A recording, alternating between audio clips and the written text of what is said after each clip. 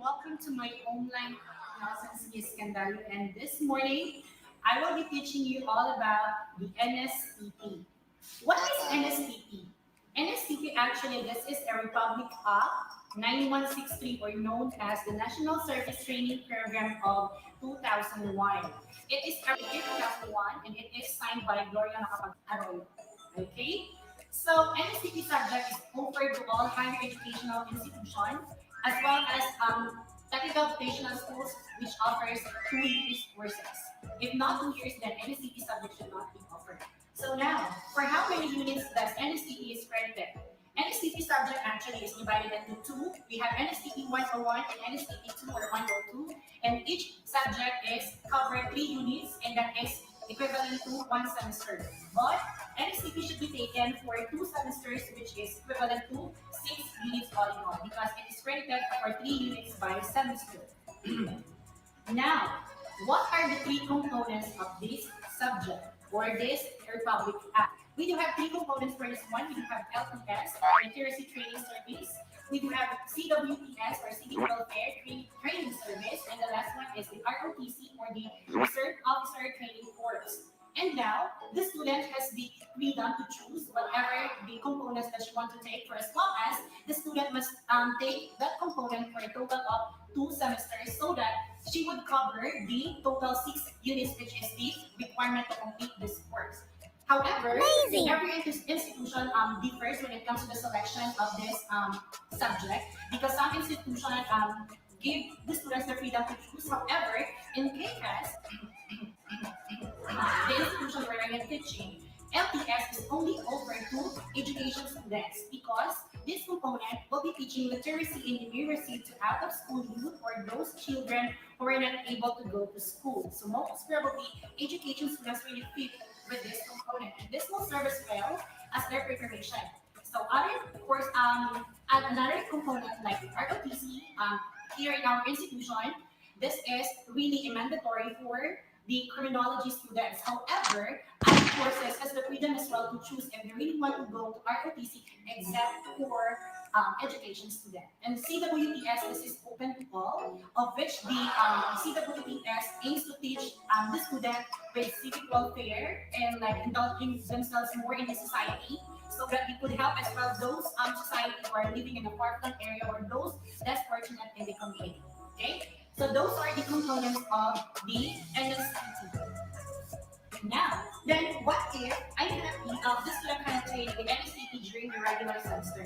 Actually, it might be some other institution will do this one. They may offer one summer program, of which the 2 semesters of course of NSTP will be merged and fused, so that it could be covered up by the student for just one summer program. However, in KCAST, we doesn't offer that one summer program.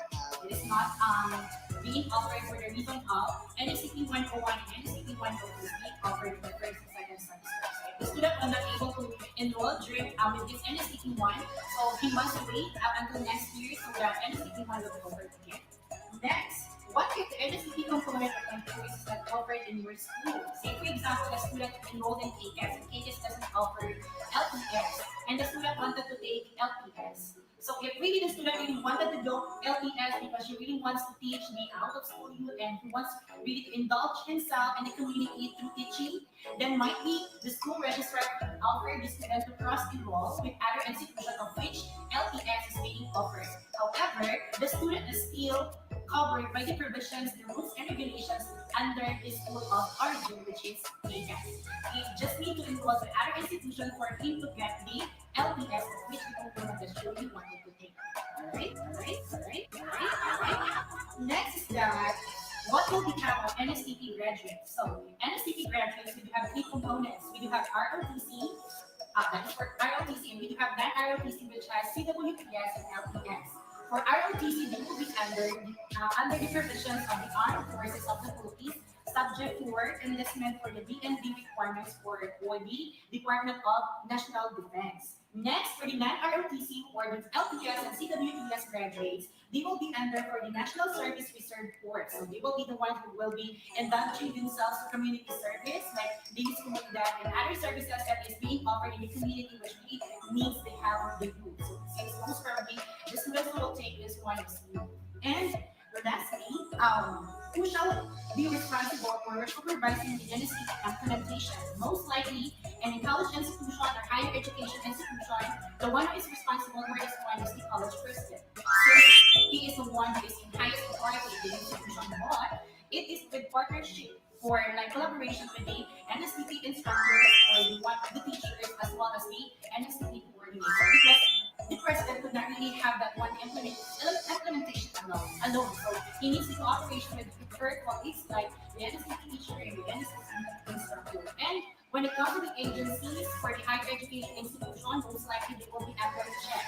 Alright? Since this is a Republic Cup being recognized by the government, so it is now the check who will be supervising in all college institutions or higher educational institutions. And for the technical and vocational courses, it will be under the supervision of TESDA.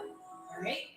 So, with regards to the grading system for the NSTP, it is stipulated in the implementing rules and regulations. So, NSTP subject now is having different grading systems. So, they need to deviate from the grading system that the institution or the academic office of the institution offers because NSTP has its own grading system that is stipulated in the IRR.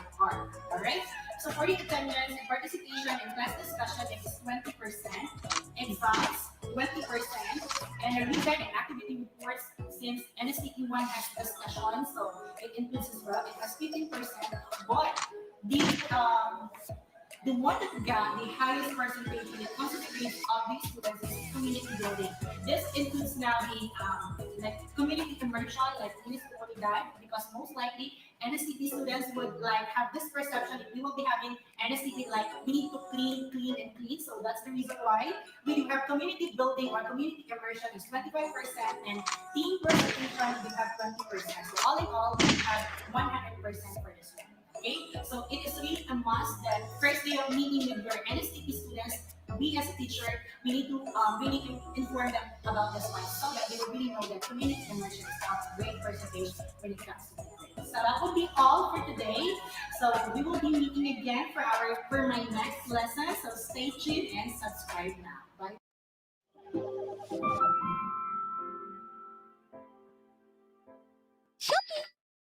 Experience a world of relief, free from itch and worry with Doctor Prescribed Elica.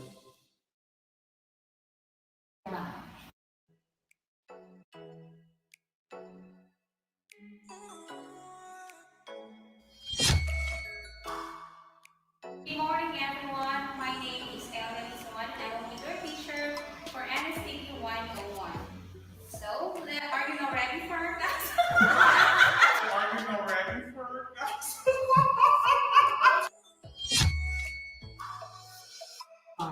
Good morning, everyone. My name is Elealeh G, Suan, and I will be your teacher for NSTP 101. Be ready for our lesson for today. By the way, I'm going to introduce to you what is our course all about. And for that one, you will learn what are the components of NSTP, why is it essential that NSTP will be implemented in the school curriculum, and what are the agencies that NSTP is concerned, and many more. Okay. So first, by the way, this will be our reference book, NSTP or National Service Training Program, Resource Lab Book, second edition, written and compiled by Sergio J. Okay. Everyone, why there is a need for us to learn NSTP or National Service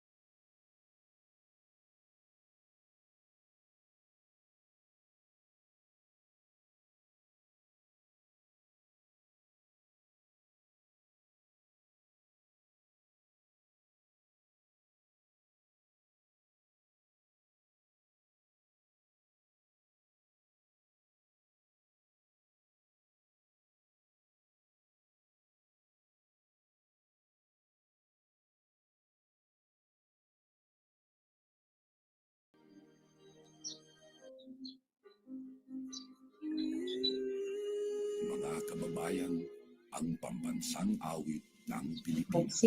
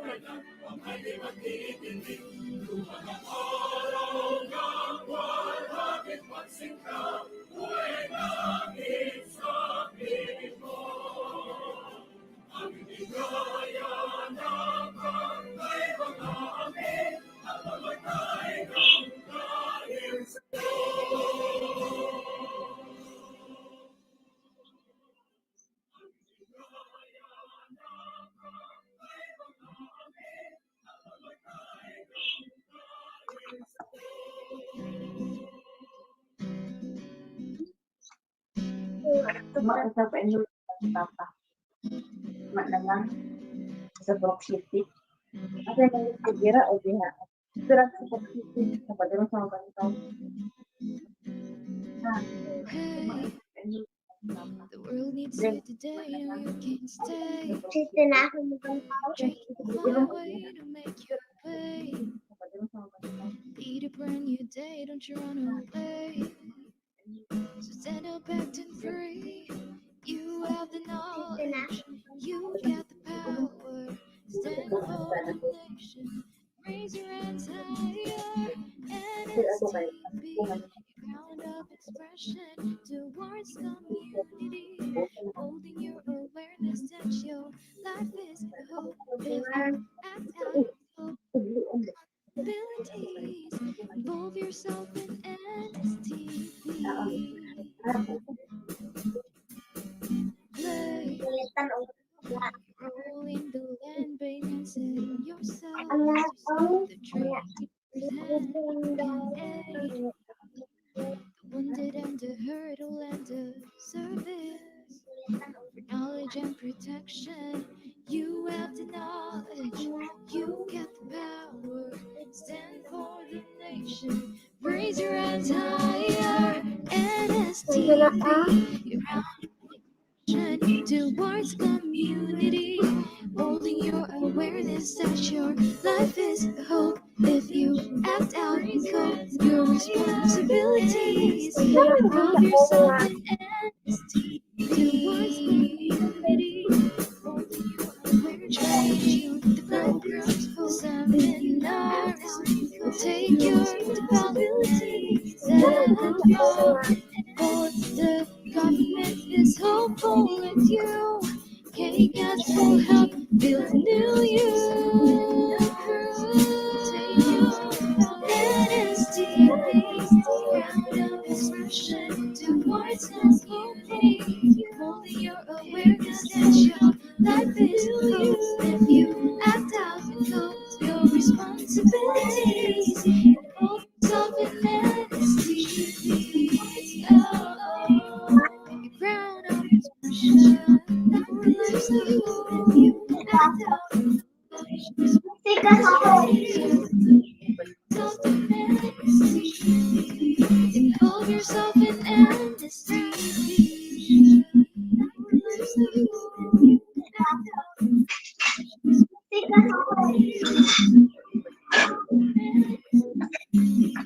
Involve yourself in NSTP.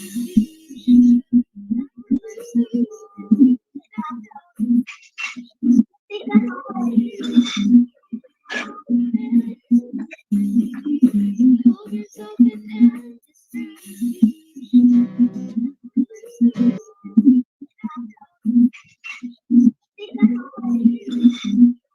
And that was the original composition of our NSTP song. So At this moment, once again, I'd like to welcome everyone for this webinar series for NSTP students. Today, we will learn so much about disaster risk reduction and climate change adoption to be given by our resource speaker for today's webinar.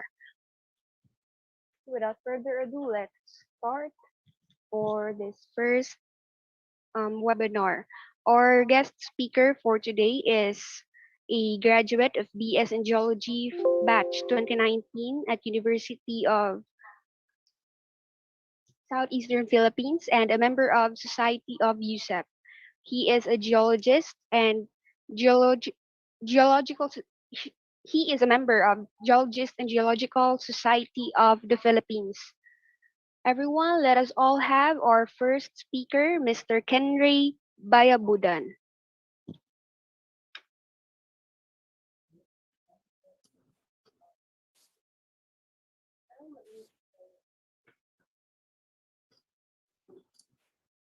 So, good morning everyone. Madungog po ninyo? Yes po. Okay, so,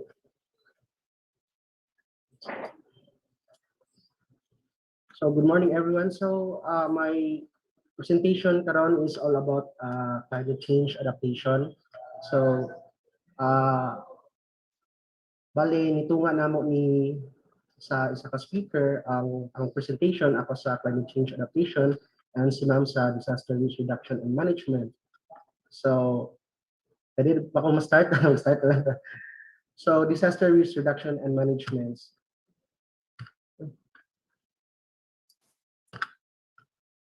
Sorry.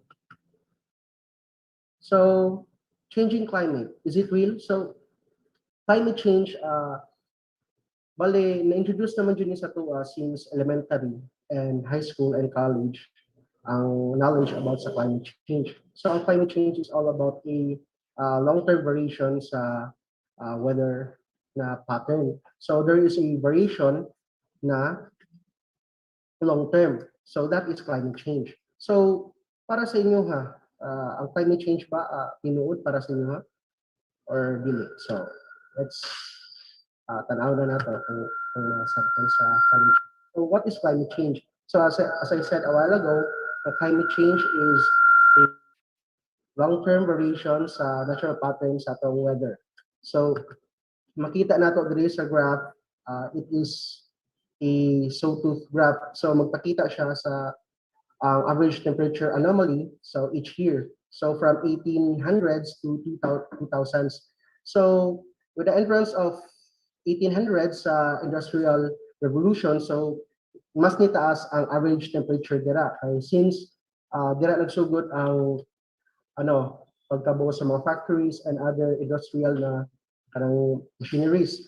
So nganong sawtooth ang iyang pattern? So makita nato no, sawtooth ang pattern niya since ang average temperature is magdepende po siya sa emissions sa gases.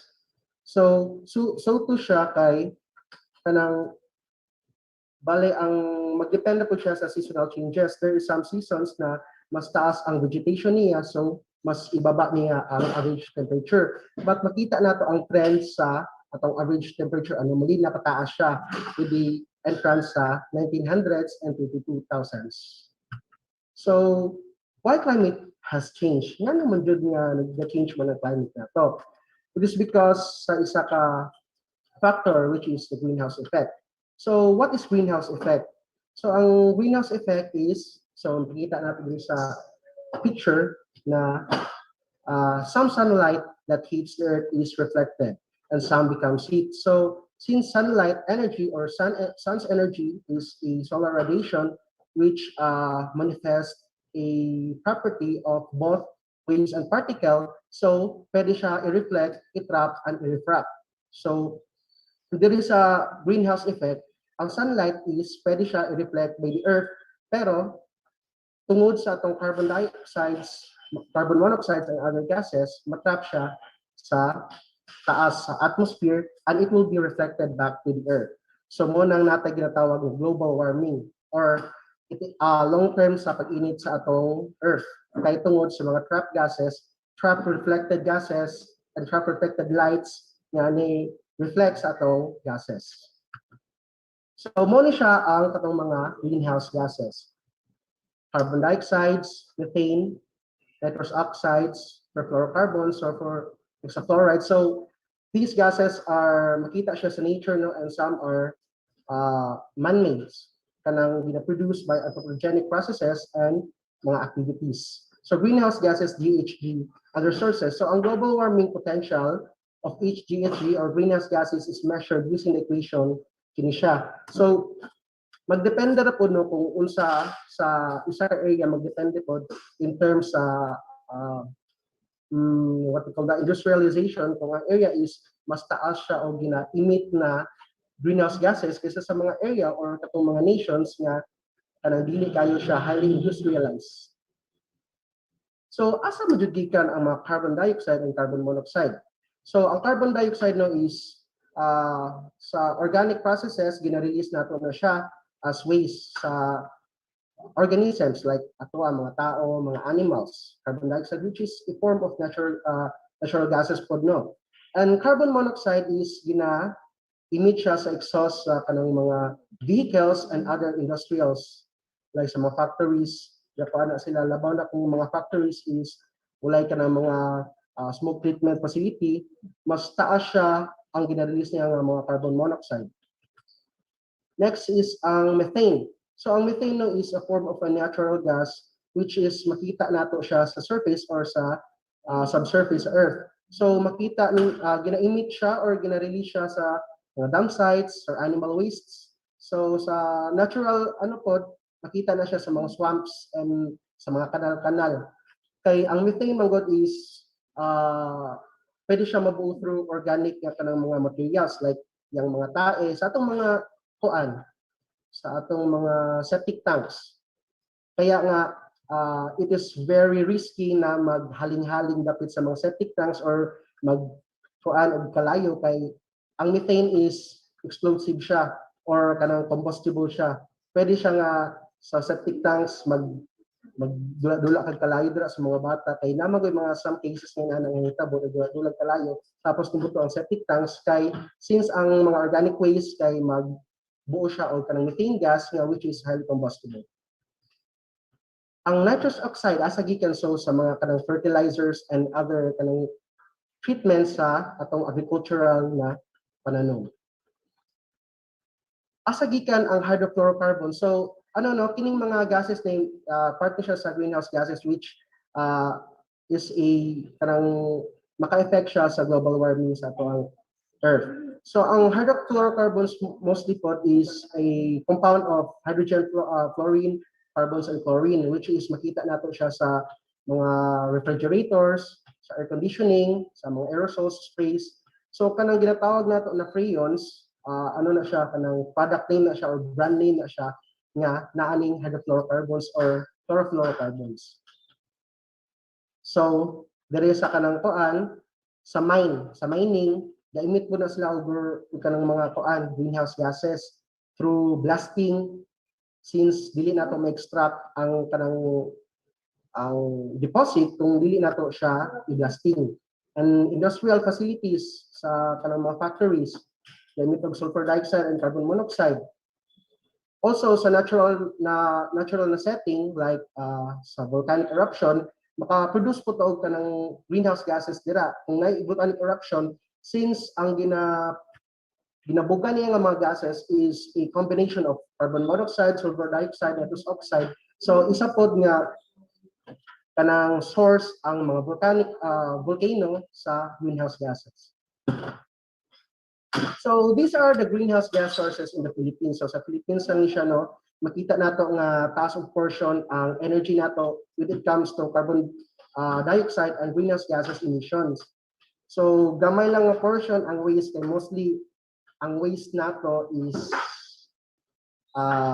mostly methane lang ang ginakuan niya and dako kong portion ang agriculture and industry. So nganong una-una to gamay lang ang portion ng industry sa kanang emissions kaya mas taas pang energy It's because sa industry, tungkol sa modernization, nanatay nanatay mga smoke treatment facility, which is kanang dapat ipatupad sa mga kanang companies through kung mag-emit sila og kanang kuan, kanang mga smokes.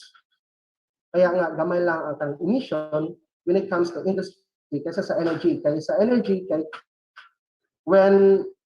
kung i-utilize nimo ang kanang certain material para to form energy, walay treatment na isala or i-filter niya ang emission through energy sa greenhouse gases. So a total of 21,767.41 ang carbon dioxide emissions. Sa Philippines naman siya, kung sa ubang nasod nga, mostly very highly urbanized and modernized na ang ilang nasod since kita narata sa third world country and sa nga first world country. But din po nato sila maingon nga kanang mas taas lag kanang sa emission sa greenhouse gases no, kay since highly urbanized sila pero mas dagan sila strategic na ginabutang sa ilang mga sa production kay since mas high-tech sila kaysa sa ato. So what are the effects of climate change? Unsa gyud yung mga effects sa climate change? So bisan karon na makita man nato ang mga effects sa climate change. So since pagkabata nato ni-introduce na sa tuwa sa atong eskwelahan ang mga effects sa climate change nga anong dapat tamo adapt and mitigate sa climate change. So these are the effects of climate change. Pagtaas sa level sa dagat. So impact sa climate change, gina-accelerates niya ang melting of glaciers in the polar region. Nganong gina-accelerate mo niya ang melting since kanang grabe ang kanang pagkainit sa kalibutan through global warming, release greenhouse gases, mapapaspas niya ang pag-melt sa ice. Based in geological time scale, no, ang last ice age is siya sa Eocene epoch, which is about 2.5 billion years ago, and then sundan siya sa 11,000 years ago nga kanang ice age, but dili jud siya inana ka completely frozen ng Earth. And isa nga na-discover sa mga researchers, scientists, and geologists nga cause sa pagpawala sa atong ice age is ang greenhouse gases or ang global warming. So makita nato na dili lang jud ay karon nahitabo ang climate change ug ang global warming. So since sa una pa lang na panahon wala pang mga tao is it is a continuous process or continuous siya na nahitabo. So mo ni ang Arctic satellite view, no, makita nato this is North Pole. So makita nato year 1984 ako pa kayo ang ice sheets, polar caps. Pag abot sa 2016 gamay na lang kayo. So mostly makita nato dako kay nga portion ang nawala sa ice sheets tungod sa global warming.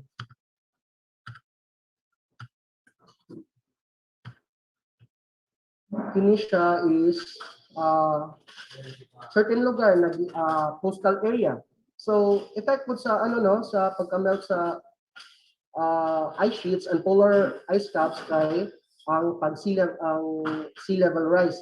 So makita nato sa area na pag wala pa na natuan na melt ang ice is dili pa kayo ang portion diri nga side is dili pa kayo siya submerged. Pag abot diri na area is submerged na siya sa water since ang sea level is nakaabot na siya dira nga portion. Increasing temperature. So ang mga scientists ng researchers kay nakakuan sila mathematical nga kanang calculation nga kanang kung unsa ang kanang increase in average temperature sa Earth sa Philippines din siya kanang when it comes to global warming. So sa 2020 daw natin 0.9 to 1.1 degrees Celsius na increase. Pag abot sa 2050 pwede ta makaabot or makasinati 1.9 to 2.2 degrees Celsius na increase sa average summer temperature. So it is very kanang alarming no nga inani day kadako ang pwede nga itaas sa average temperature when it comes to kanang global warming. So hence kanang makabuo siya og kanang climate change. So napoy uban nga mga factors nga maka-affect or pwede ma-introduce sa pagtaas or pagbaba sa average annual temperature, no? For example, pag naay kanang volcanic eruption, last eruption sa katong 1991 eruption sa Mount Pinatubo, it is kanang sa history isa siya sa pinaka kusog nga eruption sa history. So ang effect sa eruption sa Mount Pinatubo, no, is ni-decrease niya ang annual temperature sa Earth, sa global jud mismo, by 1 degree Celsius from 1991 to 1995. Each year gababa ang annual temperature na by 1 degree Celsius. So imagine, no, kanang 1 degree Celsius is very dako na kay na siya nga impact when it comes to global temperature.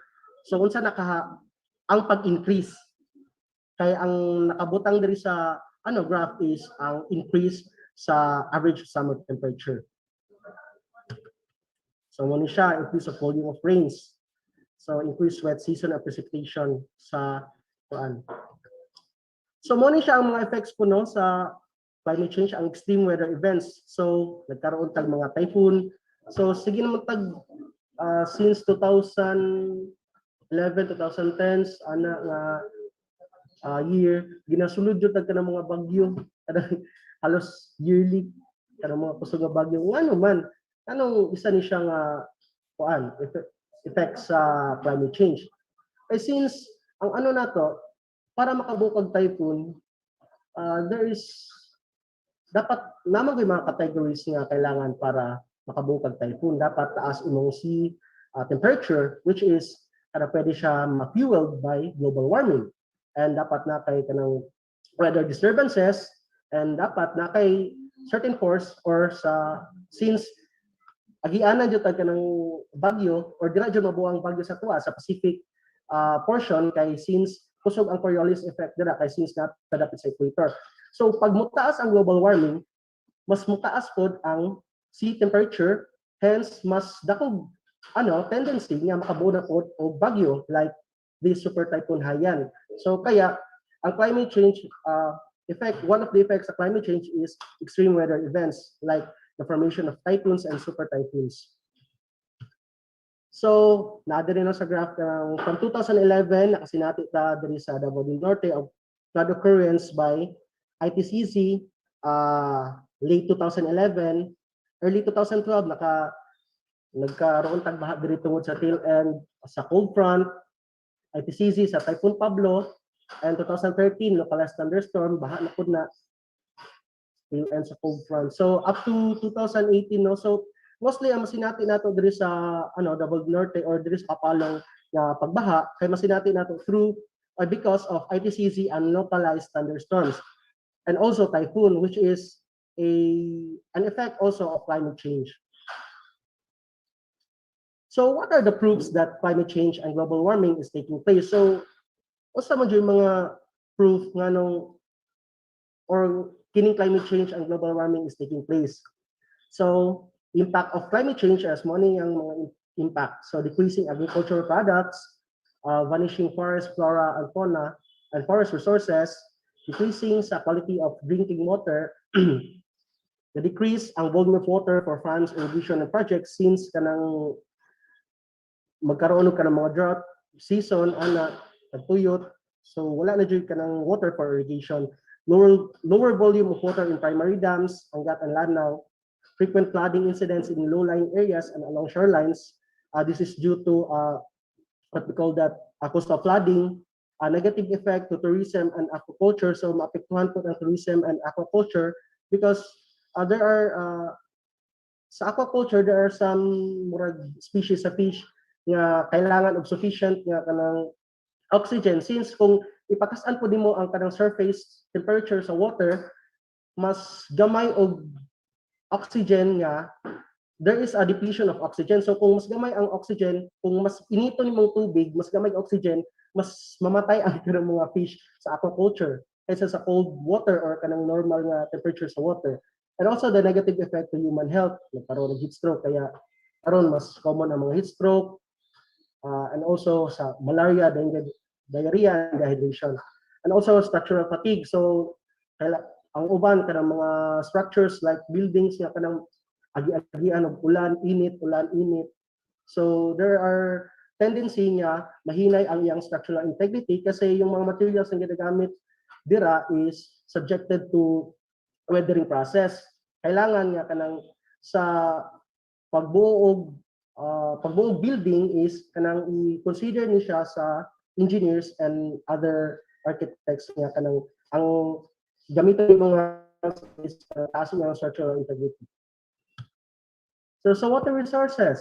Climate change will influence the hydrological cycle, changing evaporation, precipitation, and runoff patterns, which could affect the water resources. So it is very common na sa ng hydrological cycle, katong evaporation, precipitation, na-introduce mo ni sa to as high school and college. Sea level rise will increase saline intrusion of surface water and groundwater resources, will reduce quality and quantity of freshwater supplies. So kung magkaroon ng sea level rise, ang tendency is naatay saltwater intrusion.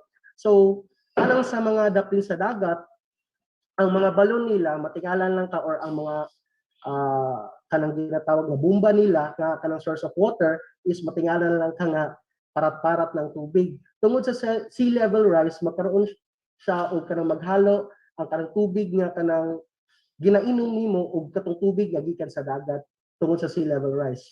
Next is rising temperatures, which will lead to longer drought periods and water scarcity. So it is expected naman jud kung mataas ang temperature. So magkaroon og kanang gamay ra tong source sa tubig sa groundwater, and also magkaroon ng drought periods which will affect our agricultural and other activities. Impact on power generation. So sa power generation mostly po there sa Mindanao is we are driven by atong power supply there is mostly sa hydrothermal, which was powered by the Maria Cristina Falls. So kung kung grabe ang init, so gamay ang source of water, gamay ang flow of water, so dili kayo ma-drive tong turbine nga makabuo og electricity. So na siya impact sa power generation. For extreme weather events, more intense rainfall in the northern parts of the country and less rainfall sa drought and water scarcities in provinces along and below the equator. So muna siya ang extreme weather and climate change. So ang limited evidences lang ng mga tornadoes, hurricanes, kaya mostly nahitabo man jud na siya. Pero ang kanang mga strong evidences nga na climate change is kini mga severe droughts, extreme precipitation events, coastal flooding, heat waves, kay mostly dili man siya natural occurrence ay natural na phenomenon. Mabuo ra man ni siya kung naay kanang weather disturbances or naay certain factors na maka-trigger sa iyaha, like severe droughts. Dili maka-roon og severe droughts kung sige ulan. Dapat mutaas ang kanang imong temperature, annual temperature, and kanang in long term siya. Like heat waves, coastal flooding, mostly is coastal flooding, mabuo siya through sea level rises. Ang extreme precipitation events, mabuo siya through pag na-formation of mga typhoons and hurricanes. So, sa una sa North Pole or sa mga Arctic region, inani pakatambok ang mga polar bears. Ba't karon payat na kayo sila? Cute sila sa una, dili na kayo sila cute. So, inana po ang effect sa climate change. Muna ni. Migration of kanang kuan. Other faunas, ga-migrate sila tungod kay di sila maglisod sila adapt sa environment niya kung naa sila karon. Since kining climate change pod makakuan po siya sa ecosystem or sa kanang balance sa nature, kay tungod there are some species sa organisms nga naglisod sila adapt, dugay sila maka-adapt sa ilang environment, quick fast changing environments. Sa impact of climate change sa agriculture, so as I said a while ago, kung severe droughts kay kuan, walay irrigation, so dili kayo mag-produce og kanang mga goods for agriculture. Parehaan sa kainit ang corn nga naa sa ang corn nga natubo ni popcorn na pwede na niyo siya diretso og kaon.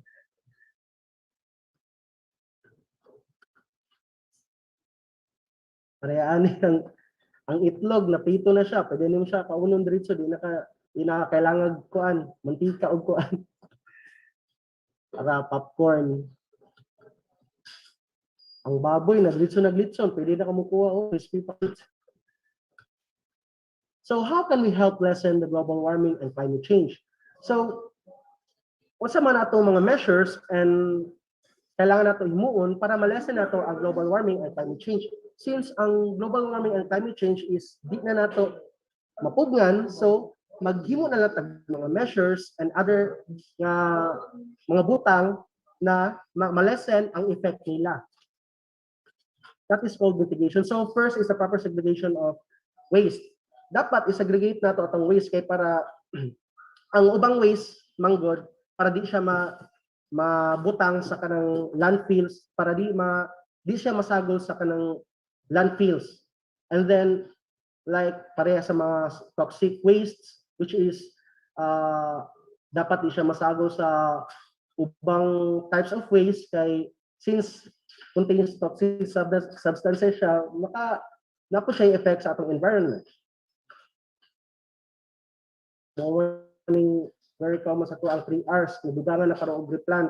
So we have to magkuantag ka ng mga programs nga magkaroon ng tree growing activities and tree growing programs, not just tree planting. Kay mostly ang atong mga programs is tree planting activities, like nahitabo sa mga sa during my high school nga ako nag-tree plant.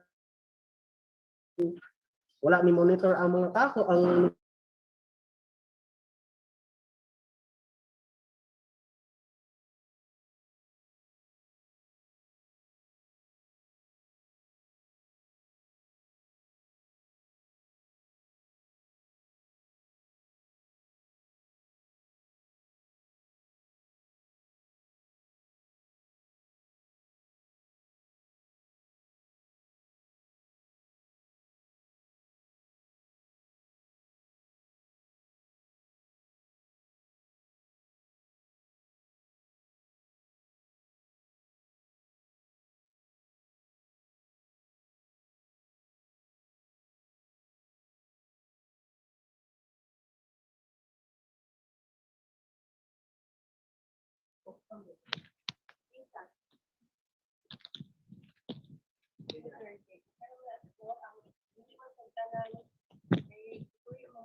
Okay, our resource speaker might be the connection is interrupted, no, kang Sir Kinry. So while waiting sa kanya, please be reminded for our webinar series for tomorrow and the next day.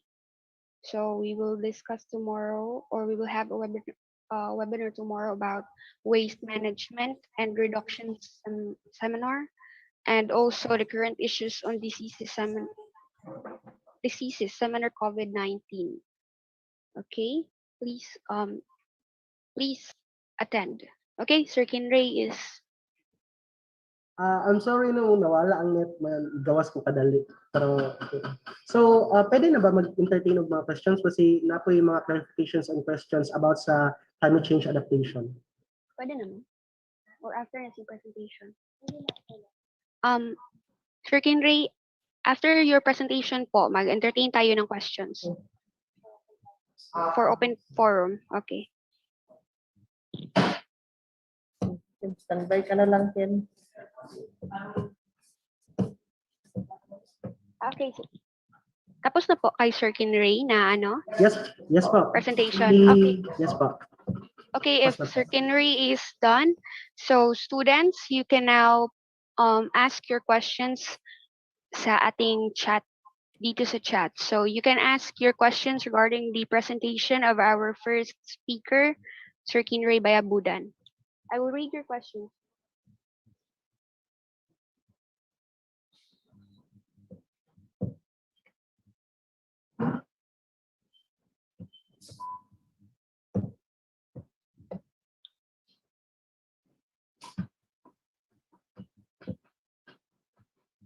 Nakuha mo sa chat mo. Di ba makita?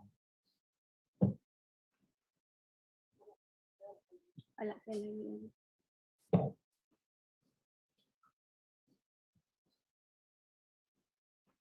Okay, anyone? Do you have questions regarding the presentation of our first speaker?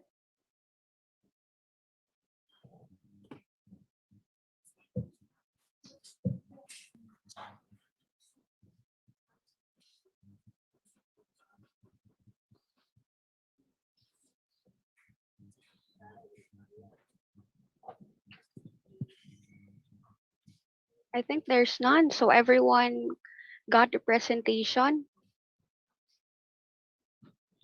So, mag-award na ito kanina.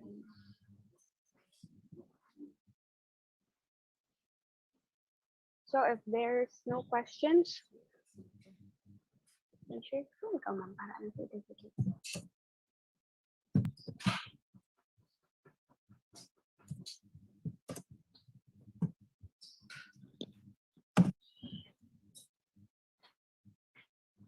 Okay, if there's no question, we'll award this certificate to our first resource speaker.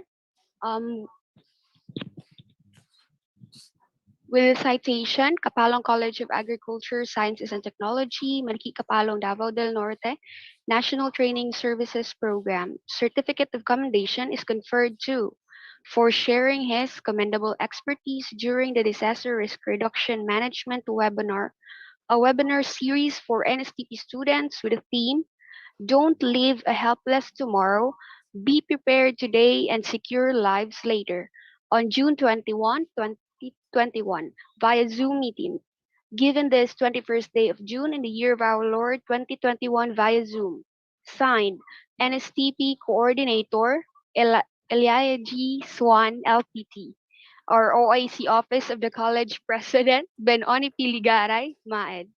And our Vice President for Academic Affairs, Elealeh G, Litob, CPA, MBA. Certificate of Commendation is conferred to Kinray Bayabudan.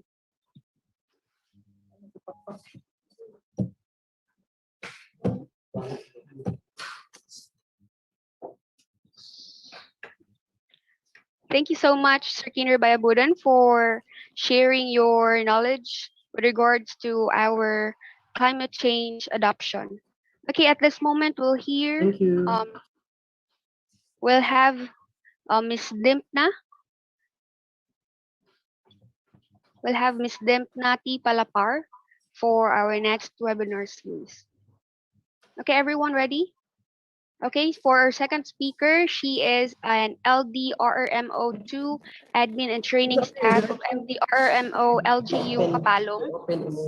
She is a graduate of PS Social Work University of Mindanao, a 2003 registered social worker, and a member of the Philippine Association of Social Workers Incorporated DRRM practitioner since 2010, and a member of DRRM officers of Davao del Norte. Awarded and cited as Wonderwana 2021 or a Woman of DRMM by Office of the Civil Defense 11. Let us all welcome our second speaker, no less than Ms. Dymphna T. Palapar.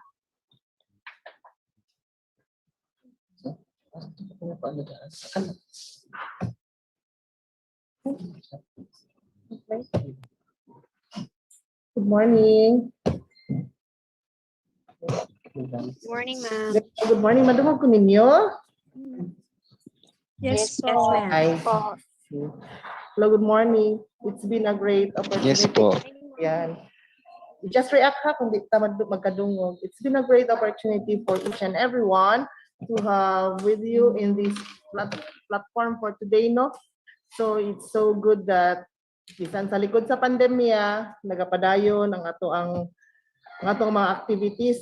Though new normal na gid ni siya, tungod kay unsaon taman wala man tay mahimo pod in this platform of having a 500 students, kaya ra gyud na ni sa gym, but then because of pandemya, okay, let's adjust. That's part of the adaptation. And let's thank geologist Kinray Bayabudan, who had been with us this morning. He's our resident geologist in the local government unit of Kapalong, a new staff of the MDRRMO. So today, since we discussed already the effects of climate change and how will we going to adapt the climate change that impacted the Earth, of which it leads to more than 1, 2, or 3 disasters in catastrophes that affected the human lives. Now let's discuss now what is disaster risk reduction and management, which is anchored on the effects of climate change. So, balik siya, Kim. Hindi ha, technically, sorry. Pinibalik siya, Kim. Kim.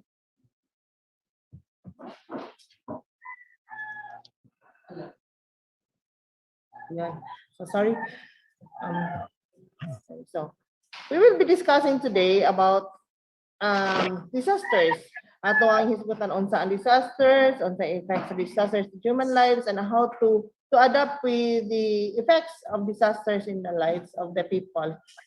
As what I have said, because of the climate change, there are more disasters nga nag-epekto sa tibuok kalibutan, not only in the local but international. This is an issue that no one can be escaped of. So prior to that, let's discuss kung unsa gyud ang disaster. Disaster is all about an event such as an incident or natural catastrophe that cause a damage or loss of life, economic and property and environment. When we say life, it affects the lives of humans. It also affects the lives of animals. On the other hand, as a sudden event, it also affects the properties. So as you can see in the pictures, mo na siyang effect ni Typhoon Bupa or known as Typhoon Pablo in 2012.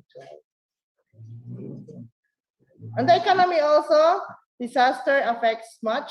Diba? Makita nato that even today, facing the COVID-19 pandemic, of course, ang tanan apektado. That includes our economy. Tungkol sa pandemya, of which we consider this as among the disasters, man-made disasters in the world, indeed, nakita nato nga economically it affected sa income generation, sa movement sa ato ang mga trades, sa labi na jud sa source out of individual in terms of sourcing out labi na sa commodities para sa ilahang mga pamilya. Indeed, it's a worldwide disaster as of this present time. Okay.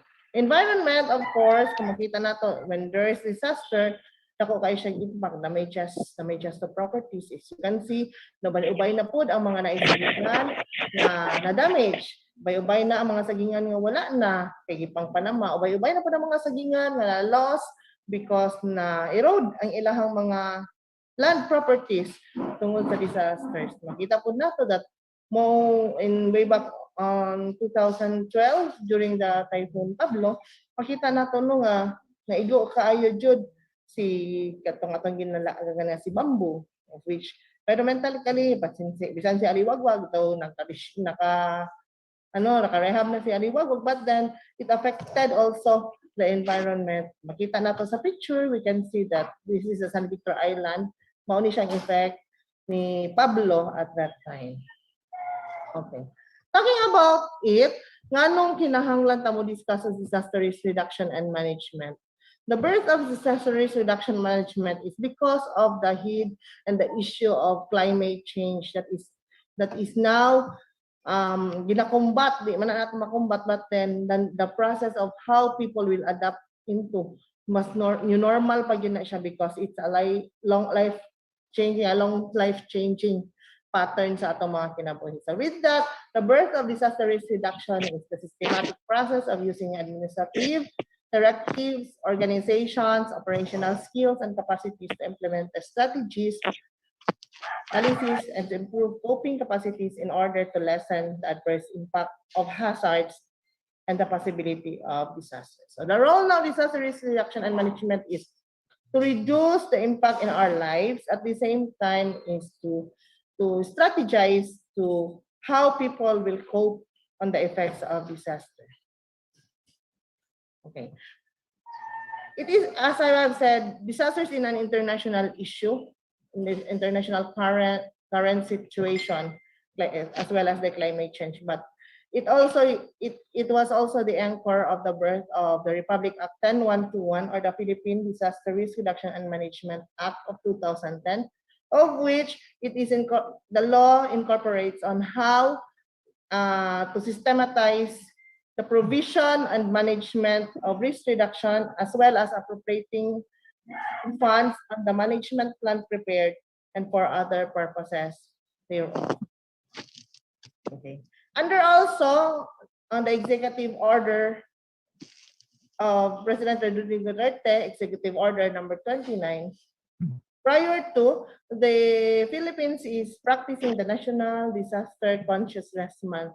But during the the start of President Rodrigo Duterte in 2017, he renamed the celebration of the National Disaster Consciousness Month into the National Disaster Resilience Month, that is being observed on the whole month of July yearly. Now, talking about the disaster risk reduction, the law itself, as 10121, adhere to the national guidelines that disaster risk reduction is not only for disaster response, pasabot dili lang tamo tubag sa disaster, kundi it copes into the 4 thematic areas that includes the disaster prevention and mitigation, disaster preparedness, disaster response, disaster recovery, and rehabilitation. This is now the 4 thematic areas of disaster risk reduction and management being practiced by the Philippines. But not only in the Philippines, but internationally. But moreover, all the local governments and all, even down to the barangay levels, has the same pattern of practicing disaster risk reduction and management, of which its vision is to have a safer, adaptive, disaster resilient Filipino communities towards the sustainable development. So we will be discussing one by one on each thematic area and what's the purpose of it, unsa iyahang apil-apil or unsa iyang papel dito sa disaster risk reduction and management. Anong dili man pwedeng response lang, anong dili man pwedeng rehab lang, anong dili pwedeng preparedness lang, because it says in the law. And in the law, everyone, particularly the Filipinos, must follow the law. Nawala ito pin.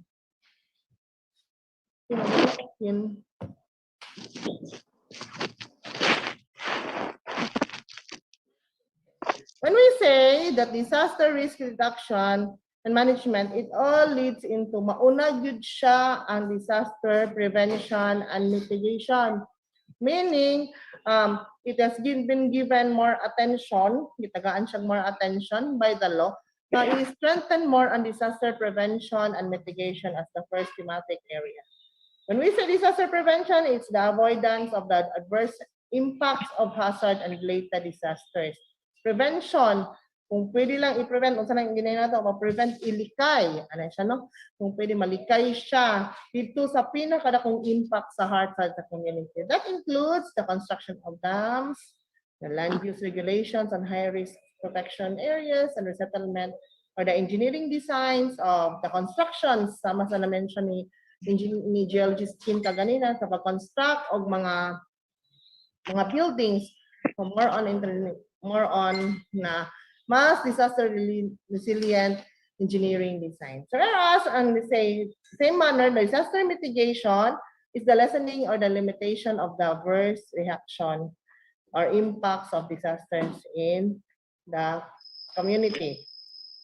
That includes environmental policies, public awareness of which what we are doing now, and also the implementation of what are in the disaster risk reduction and management plan anchored in the disaster risk reduction and management plan of the national. So moreover, kanang mga palisiya, environmental policies, at the same time kanang mga laws that includes locally the conduct of preemptive evacuation. So balaod na siya nato sa munisipyo is part of the disaster mitigation of the municipality. The second thematic area of which kani siya ang kanang enjoyable part of the disaster risk reduction is the disaster preparedness, the knowledge and the capacities developed by the government, organizations, communities, and individuals to effectively anticipate response to the impacts likely current hazards, events, or conditions.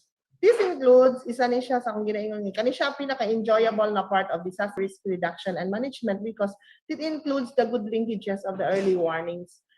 Part sa disaster preparedness din ha, atong naka-anchor ta dito no sa national and the provincial in terms of this early warning. So we'll discuss the early warnings later in this module. So under po sa disaster preparedness is diri na to ginahimo ang ato ang pag-prepare sa atong mga plans, of which without plans, then probable there's no preparedness for the local government. At the same time, the stockpiling of equipment and supplies, inventories of supplies and skills and resources, diri po siya. The evacuation of public information, at least ang mga trainings and field exercises like mga atong earthquake drills, atong mga trainings and capacity buildings down to the community level, information education campaign or the community education and public awareness, the SEPA, kani atong ginahimo karon is also part of the disaster preparedness.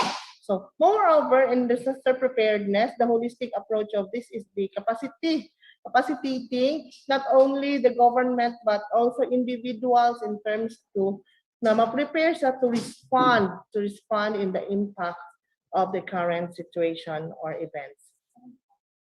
The third thematic area is the disaster response. O, sige, kanimo na ni siya ang pinaka-action. Kung katong ikaduha is pinaka-enjoyable, the third is the pinaka-action, of which this is the provision of emergency services and public assistance during or immediately after the disaster had occurred in order to save lives, to reduce the health impacts, and ensure public safety. So diri ang pinaka-course of action, disaster response, to meet the basic subsistence and the needs of the affected people. Predominantly, it focus on the immediate and short-term needs. Diri ang disaster relief, diri mosulod ang search, retrieval, and rescue operations. So mauni siya ang mauni siya ang pinaka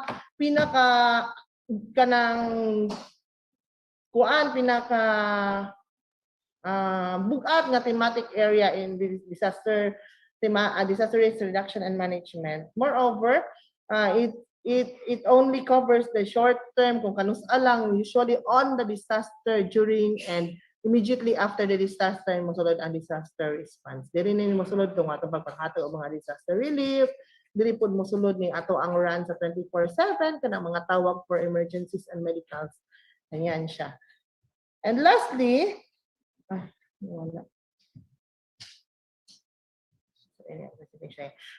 sorry to say, wala siya sa slide, is the disaster rehabilitation and recovery. Mauna siya ang isa sa thematic area of which after the disaster is the planned out policies and strategic principles on how to provide the building back better of the public into sa effects sa disaster. So in this sense, the disaster recovery and rehabilitation is mauni siya ang pamaagi nga mo build back better ta sa effects sa disaster sa ato community. That includes unang-una in the health, conduct og community clinic.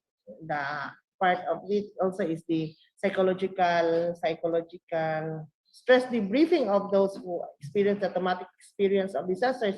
But moreover, sa disaster rehabilitation and recovery, diri siya usually musulod ang mga programs on the repair of damaged infrastructures, the repair of damaged lifeline, diri po siya musulod ang damages sa agriculture. So more on dirigid siya sulod sa disaster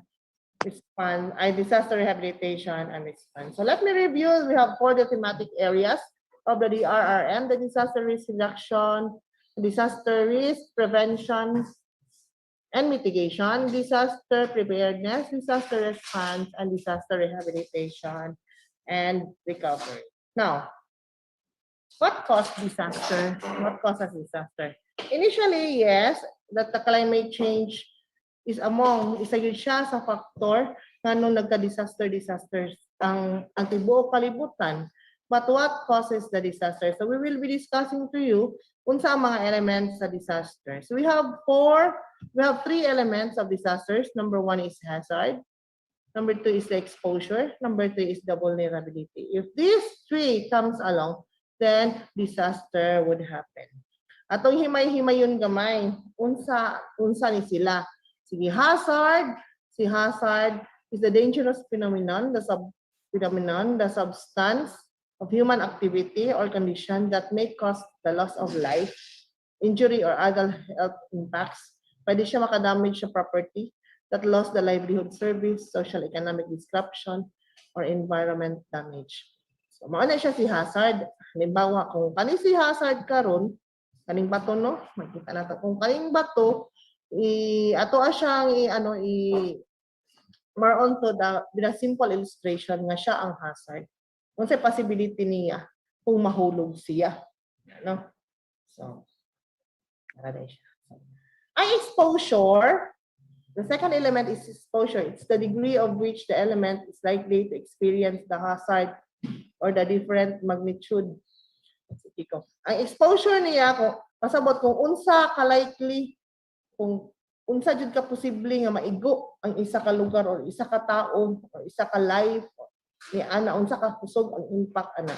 So in this presentation, makita na to ang tao is very exposed siya, no? Walay anything nga nibabag dinha nga posible jud siya nga mahulugan anang bato. Okay. Ang vulnerability is the susceptibility of the community. Unsa siya ka-prone dito sa pag-damage sa hazard sa isa ka community. So, makita nato kung mahulugan ni siya, unsay mahitabo sa iya. Mana siya. Okay. So, makita nato diri sa presentation. So, we have the 2 elements of hazard. Unsay hazard possible diri? It's, sige daw, tingog mo. Tingog daw mo. Unsay possible hazard diri? The hazard here is flooding. Exposure na exposed siya, nagbitay ang ilang balay. Vulnerable siya, yes, it is very prone, vulnerable. So the possibility now, kung umudako ang tubig, mataas ang flood, then ang impact once maano na yung balay and mabaha niyang balay, that says now nga na disaster ang iyahang balay. Naigo na sila sa disaster. So, moreover, ani siya. Kung naa ang exposure sa vulnerability na si hazard, matambling yun. Matambling, masimplang. So, yan ang posible.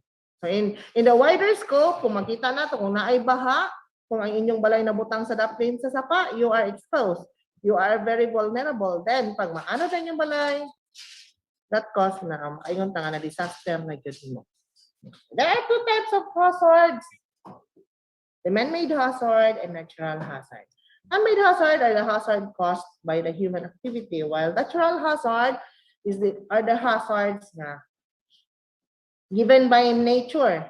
Moreover, impact of the human activities na dito nakakontribute sa climate change. Okay, let's discuss what are the 2 man-made hazards. Terrorism and attacking. Ano mo presentation, no? Pero ma-remember na to that marks the history of Davao. Labi na sa Mindanao, ang Rojas bombing in Davao City in 2016. That's man-made hazard and man-made disaster caused sa tao, no? Human activity. Kidnapping, armed conflict, gira, di ba?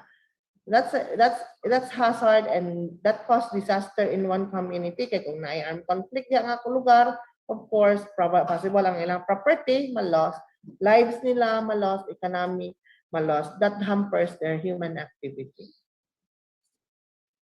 The second type of man-made hazard is fire due to human error.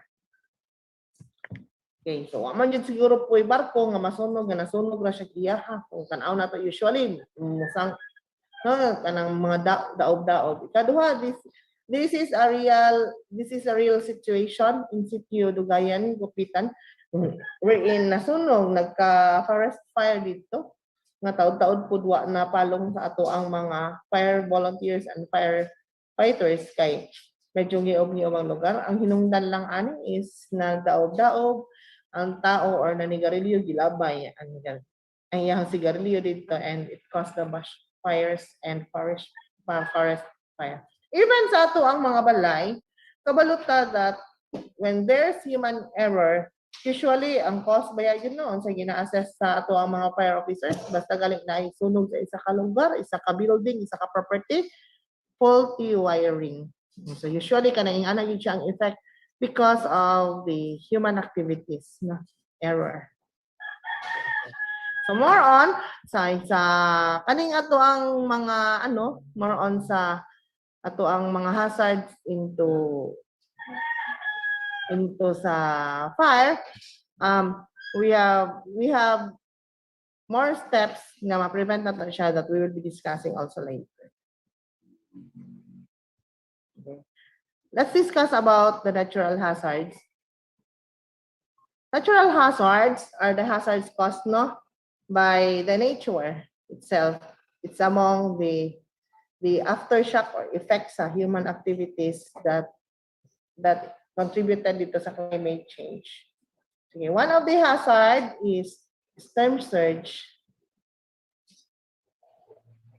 Storm surge or the huge waves brought by southwest monsoon and tsunami. Aling ha, murag kini mao akong presentation balik. Balhin ta sa tikas. Balik. Kinawala ko kung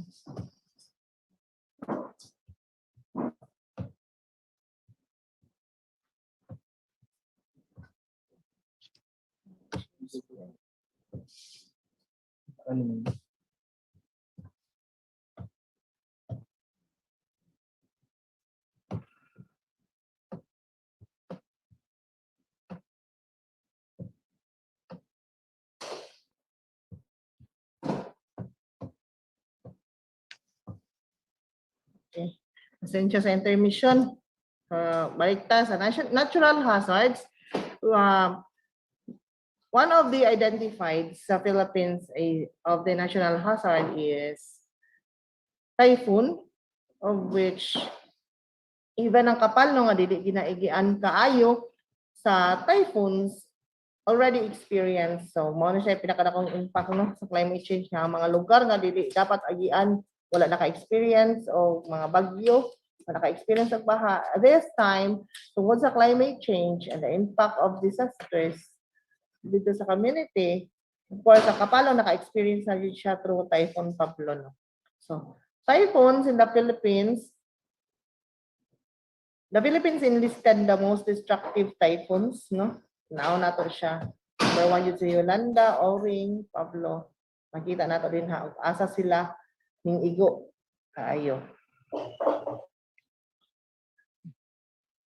Discussing about typhoons, nga no manggod ta nga most of the time people misinterpreted unsay pasabot no kung nagbagyo, nagabagyo, nagabaha, nagabaha ang ubang lugar, nagasige signal number 1, signal number 2. At this point, we will be discussing to you the difference between ani nga mga typhoon signals. Nganong unsa din ang alarming, asa din ang alarming.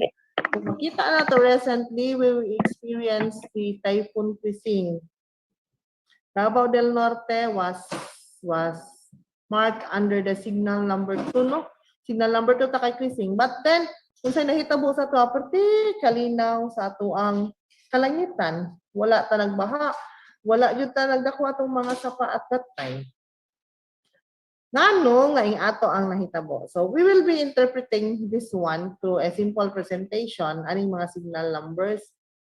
So, kung ingon gali ang pag-asa as we are in signal number 1, ang hangin nga dalaan na nga bagyo is 30 to 60 kilometers per hour on the next 24 hours. May 24 hours pa siya mosulod sa pinakaduol nga dalan nga agian sa bagyo.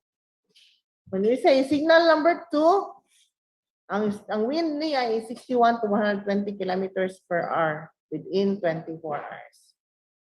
Signal number 3, 121 kilometers to 170 kilometers per hour in the next 18 hours.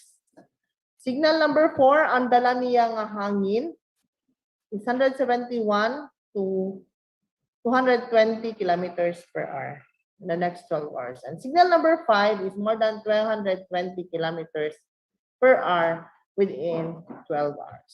So kung makita natin ang pagbantay nato sa mga bagyo nga possible moagi diri sa atoa is kaning mga number of hours nga marked in the signal warnings, mao ni siya ang isa sa pinakabasihan nato, and the speed ang kakusog ang gustiness sa wind nga dala niya sa bagyo. So internationally mao ni siya ang ato ang gina-adapt.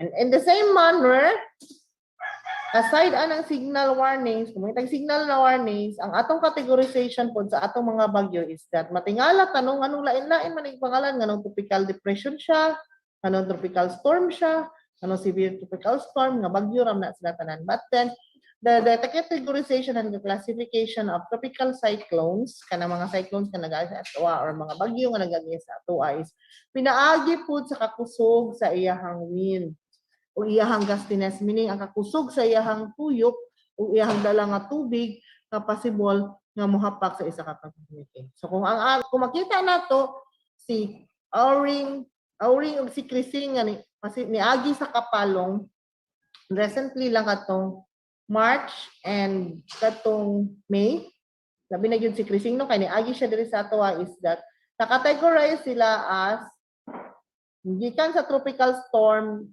gikan sa low pressure area ng tropical depression and tropical storm. Kaya may tropical depression, 60 kilometers per hour, meaning hinay ang iyahandal lang nga hangin. Musaka na ganun siya category into tropical storm, ni siyahang hangin and speed 62 to 88 kilometers per hour na siya. Kung STS or the severe tropical storm, 89 to 117 kilometers per hour.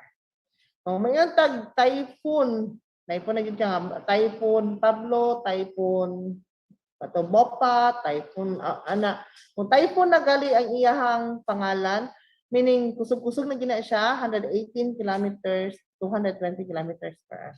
And super typhoon, the last category that includes si Yolanda, the most devastating in the Philippines, is 220 kilometers per hour. So kung makita nato siya, under the signal warnings, may siya signal number 1, medyo hinay pa siya.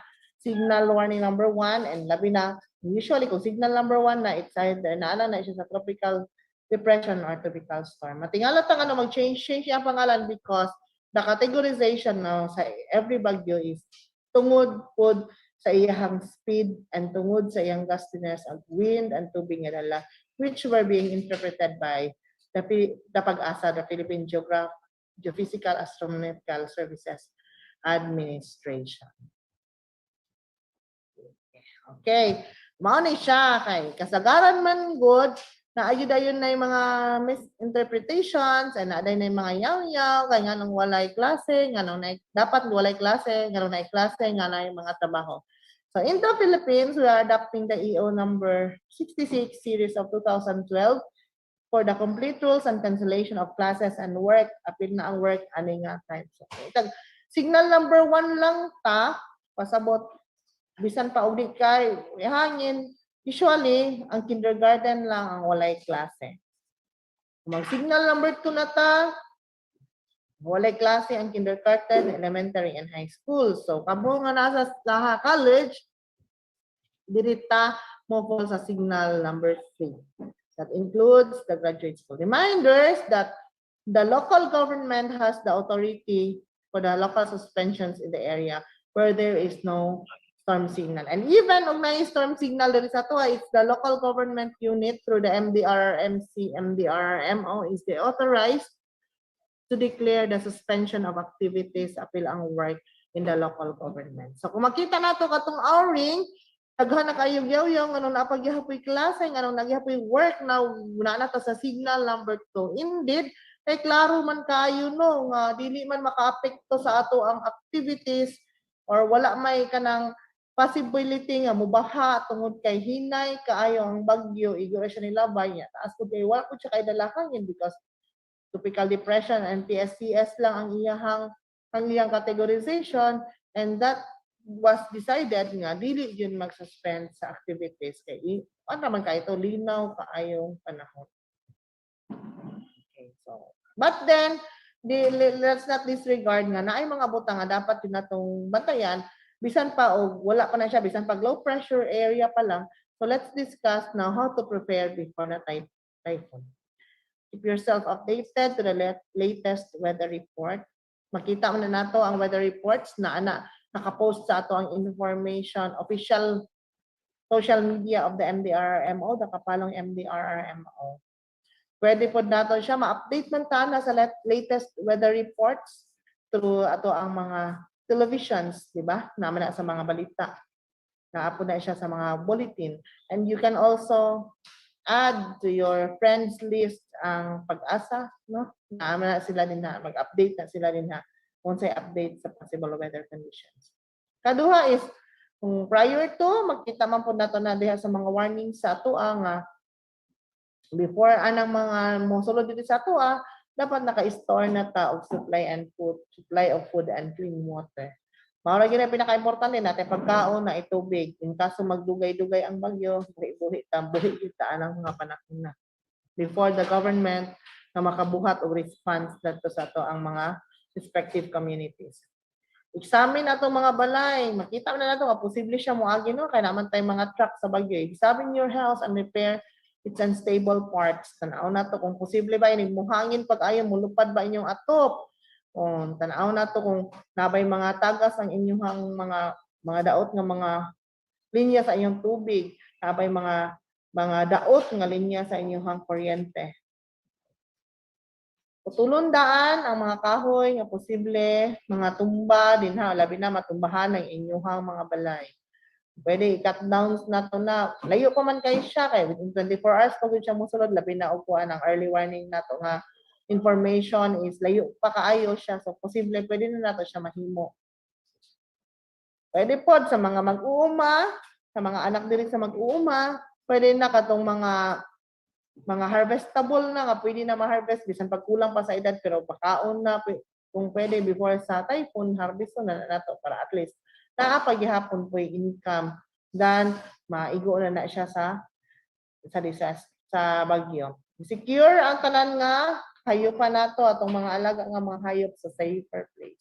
Make sure nga ang atong pamilya intact ug kabalo ka ug asa ang imong mga membro sa pamilya nakalocate before nga maigo ta sa possible typhoon. Make sure also na natay survival kit that is already and complete. Ma-discuss na nato dito sa ubos unya. Okay. During the typhoon, kung panahon sa typhoon na, kinahanglan we keep ourselves updated to the latest weather reports. Magsitag panghimantay ani ug asa na niyo siya dapita so sama sa among ginahimo nga nagabantay. Wala pa layo pa lang for 36 hours. The manpower is already on standby to monitor sa track sa bagyo. In kaso, during sa typhoon, usually wala yun ay kuryente. So dapat kung naatay mga kandila, ganang gasera and candles atong ginagamit nga suga. Kung social, ang ginagamit natin is solar lights. Pero gali kung kabalot ta nga medyo walang-wala po jud kabalo kita nga diri kita padulong aning kandila o diri kita padulong aning mag-anuos ang atong mga ilong sa gas lamps. But then we should keep an eye on those lighted candles kay possible po nga it will cause another disaster sa inyong pamilya. Do not wade through flood waters and avoid being electrocuted and contracting diseases. Kani ba yung tao, kaning Pinoy, kung mayngon kalitag magbagyo, mugawas o muli is gawas o tinuod ba yun nga bagyo kusog bang hangin? Or else kung may nagbaha ng kuan, baha na, labi na dito sa Maniquesos, kung magbaktas-baktas, kina ng kalsada, kung kano sa nagbaha, mo ipagbaktas-baktas, mo ipagmotor-motor. Likayan kung mahimo, nga di ta, magsigig mugawas, kung within lang ta, nga di kayo ta, possible nga ma-affect, or walay advisory ang government, nga mag-evacuate ta, then to stay safe, i-avoid nato na kay possible nga mga kuryentehan tanang mga flood waters because we're not sure nga ang mga linya sa kuryente wa pagipatay. Stay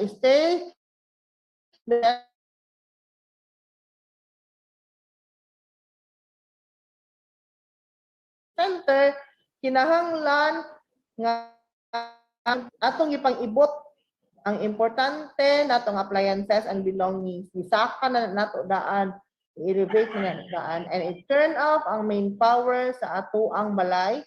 Close the windows and doors before mo evacuate. Di ta mo evacuate diretso nga wala pag safety ang ato mga balay. Tungod kay posible ana maghati-hati ang atong hunang-huna, mao na siya usahay mitsa or mao na siya leads to the head of the family nga mobalik sa dito kay ang ilang mga kahiyupan, ang ilang mga balay, wa pa nga sirado pang kawaton ang mga wide screens, ang mga TV pang kawaton that not now risk their lives sa pagbalik sa isa ka lugar nga apektado. Kung naay bagyo, usually may manok. Kung naay bagyo, usually in Kapalong, kung naay bagyo, usually ang after effect sa bagyo is baha. So flood may occur at that point nga kung unsa kadaghan ang tubig nga iyahang dala no sa bagyo bisan pa og kuan bisan pag TSCS lang na siya or tropical depression lang na siya kung ang iyahang gustiness or ang iyahang kabug-at taas kaayo ang iyahang tubig nga dala, then possible that isa ka community ana bisan pag dili siya maagian sa bagyo kung ang iyahang mga headwaters like sa Kapalong, sa Bukidnon and the headwaters of Agusan diha mo agi most likely ang bagyo, then possible nga ang after effect niya is flood. That's another hazard. Ikaduha na nga hazard no, typhoon. Second is flood. Flood is being defined as the rise of usually brief water pagtaas sa mga stream peaks more than sa iyang expected. Pagtaas sa tubig sa kanal, posible na mangyayari ng baha. So magamay ang malako ba sa galing taas ang tubig niya nga apaw na siya baha gyud ang tawag ana niya. Okay. Usually ang floods as what I mentioned caused by LPA, low pressure area caused by typhoon, torrential rains, pasabot ang torrential rains kana straight kali nga ulan duha hangtod sa tulo ka oras nga buno kayo ang ulan nga walay tingog-tingog ay walay kanang buno kayo ang ulan nga walay undang-undang, then that's called the torrential rains nga posible magdala siya buhos nga dire-diretso nga pagbaha sa atong mga kasapaan. Kailan of cold front or the weather conditions kanang cold posible before pa siya na yung LPA pero kusog kayo nga dala nga ulan mula sa hangin and the IPCC and the trough of LPA. So usually mao ni siya ang mga causes and the weather conditions nga magdala siya og baha. Bisan pag walay bagyo, kung kusog ang ulan, pag increase ang water level, then posible magbaha hapon pa. Okay, there are types of flooding according to location. River flooding, baha siya kung caused by the river, overflowing of the river. So there is ato pinaka-known dyan niya ito ang Libucanon River. No, but prior ana pa na yung mga headwaters nga mga rivers sa taas that contributed water. So here in the Del Norte, dako kani papel Libucanon River ana. Kaduha is coastal flooding. Napatay coastal flooding diri? Wala. Because coastal flooding is caused by the increase of sea level in the coastal area. So most likely, ang maiguana is Tagum City na a portion of Tagum City along the coastal roads, Panabo, Carmen, na sila kaya naman na sila yung mga dagat din ha, napita. Pero sa Kapalong, wala taning coastal flooding. Unless lang yun, natay dagat din. Urban flooding, the human-induced flooding caused by poor drainage systems. So, klap-klap din ha ang mga taga Villa Clementa. Usually, matingala ta kay nagbaha na mo din ha. Na main sa wala pa nagbaha tungod kay usahay dili proper ang drainage mo nang magbaha ang mga areas. Kulang og hinlo gamay, kulang pugita. Let me show you kani siya historically kung ma-identify nato niya area. Mauni siya ang area karon sa river. Oh, makita niyo ning building, mo ni ang building sa new era sa unang kilid. Kani siya ang dam, dili dapita nga portion mauni siya diri sa ang ato ang ano. Diri ang ato ang river walk karon kani atong entertainment park. Sample ani is the overflowing, mo ni siya overflowing of Libuganon River no. No, nilapas yun siya sa ato ang mga dikes. But most likely karong panahon na dili na, no? Dili naman siya kay mo lapas kaya na dito taas-taas ng atong dike. That's Jumbo Bridge. Okay, kani karaan pa kay nawong, wala pa nato ni na-edit pero yung ari kataas ang ginakos nga pagbaha at mang diha sa KCAST. Karon kay gwapo naman nga mga buildings diri. Pero most likely kung mubaha gyud nga mosulod sa poblasyon ning ana gyapon siya kataas. This is the LGU grounds. This is during typhoon Christine. Okay. What we will be doing before the flooding, una pa ang flood ilhan na nato nga possible magbaha kay naman tay early warning ana. So let's be alert and monitor our surroundings. Kaduha, you assemble, check your survival kit. Katulo is prepare to evacuate to secure damageable items na higher place. Opat, kinahanglan na ay family communication plan in kaso mag-evacuate. Dapat kabalota o unsa na to pag-contact ang mga members sa atong families. Secure ang atong mga kahayupan, mga baboy, mga manok, secure daan. Then, tanan na sa low-lying residents, particularly na abatay participants diri nga nagatumana. So, kana siya, isa yun sa ato ang ginabantayan because sa tanan-tanan, kanang tumana, pinakauna yun magbaha. What to do during flooding? Magsugod na gali ang baha, i-turn off ang inyong linya sa kuryente. Kung naabot na yung balay o baha. Particularly mo na matingala ta kung magsugod kay baha, brown out yun na siya tanan. Mag-brown out yun because ang pinaka main benefit ana is that to ensure the public nga walay ma-electrocution. Say wala gyud makuryentehan tungod sa pagbaha. So ginapalong yun na because most likely ang ato ang mga outlets ang kanang mga saksakanan na to nung naagi na kasagaran ba sa ubos nga parte sa atong mga ban. Don't play in flood waters. Yun, possibly mga kurintihan. Tapos hugaw kaayo ang tubig baha. Sama sa kung baha. So diha po jud ang sigig baktas-baktas ng mga tao. Kung magbaha din ha jud magsigig dagandagan ana ilang mga motor magsige og charcharan din sa baha. Ano na to nga there are hazardous waste that includes the vehicle, oils, tanang klaseng hugaw na din sa tubig. Yun, pwede ta magkasamad, mga manholes, sinkholes, so ano siya. Dili gyud dapat magdula. Avoid po nato mag-drive, motor. Nato ignore yung mga flood warnings.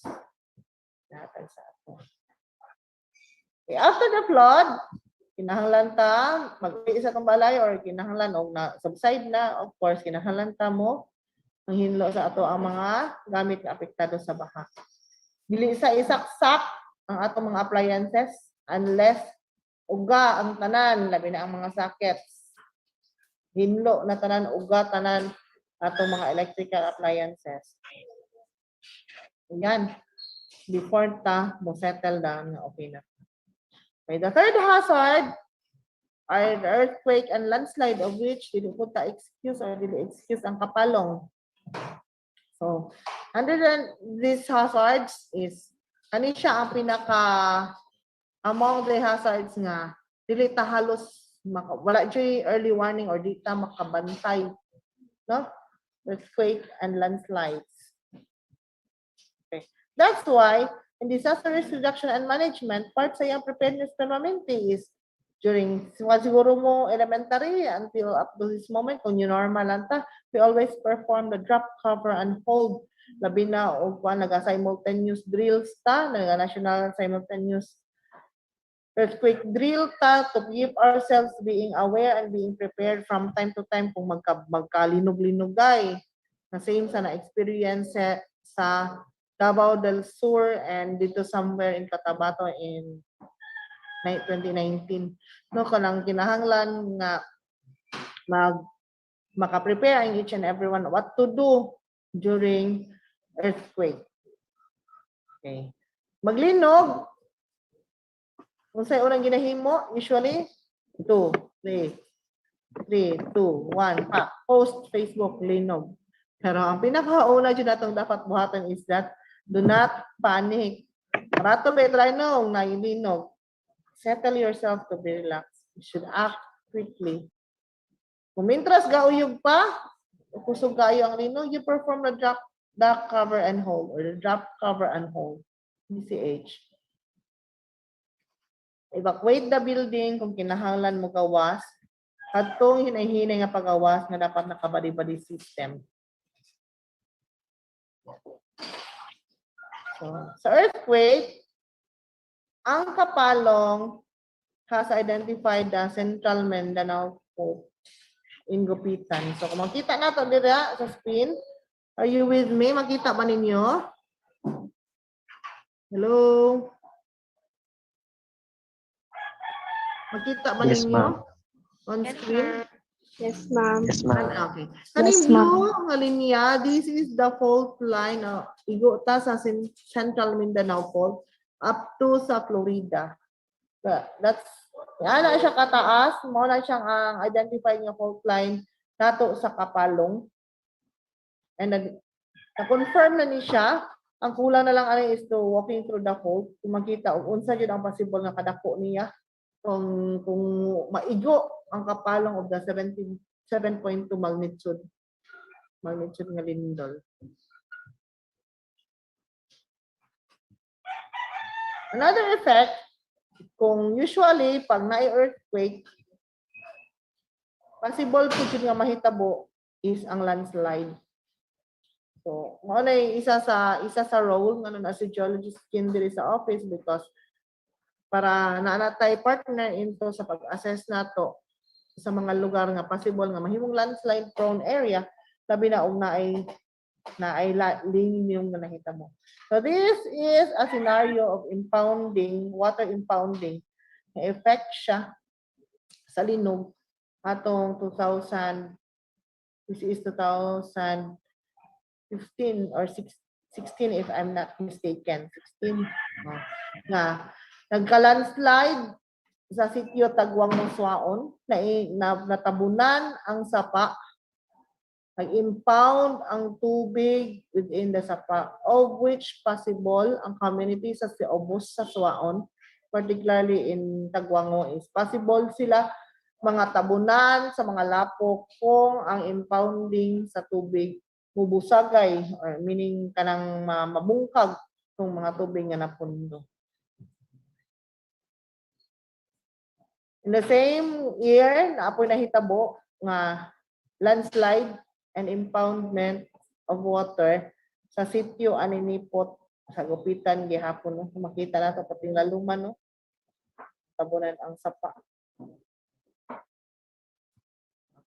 To review, the number one, there are hazards in Kapalong possibly that will affect or will be caused by disaster, will cause disaster in the municipality of Kapalong.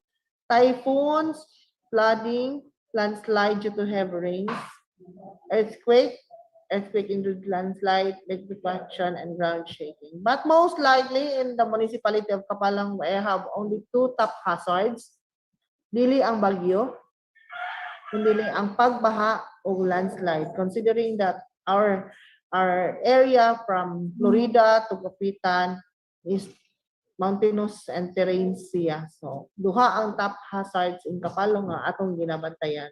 But then, we do not disregard among kaning landslide, ay kaning typhoon and earthquake sa municipality. Okay. So, of all the types of hazards, every family is given the opportunity and chance to prepare for themselves. So, dili na to kayo iasa tanan sa gobyerno, because dili lang man gobyerno ang naipapil aning panahon sa disaster.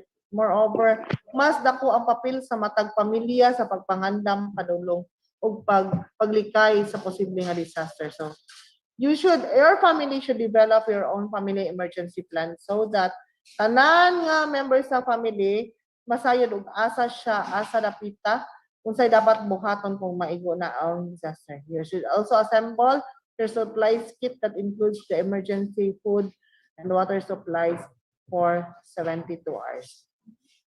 So, moreover, naa siya checklist.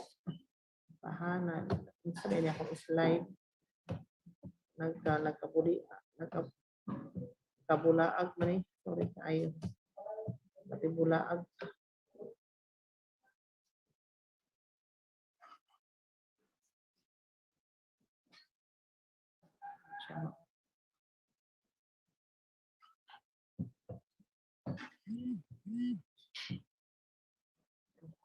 Moreover, ang checklist nato is that includes the non-perishable foods, apil ang atong mga plato.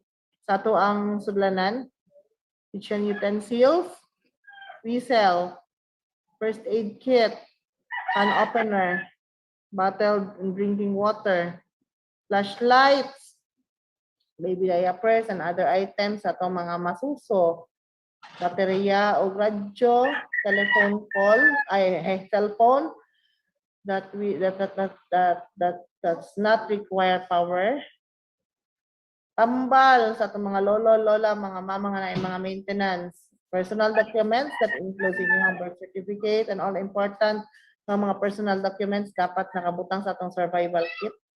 Kwarta, set of clothes and sleeping materials. These are the suggested component or content of your survival kit for the first 72 hours. Kaya in kaso manggod o magbakwit ta, at least mo sa atong pamilya medyo ready yun siya nga before pa maabot ang government nga response o mga reliefs mo na siya nga anak. So, example lang anak no? Atang ibalde. As what I discussed kaganina, that we will be talking about the early warning systems in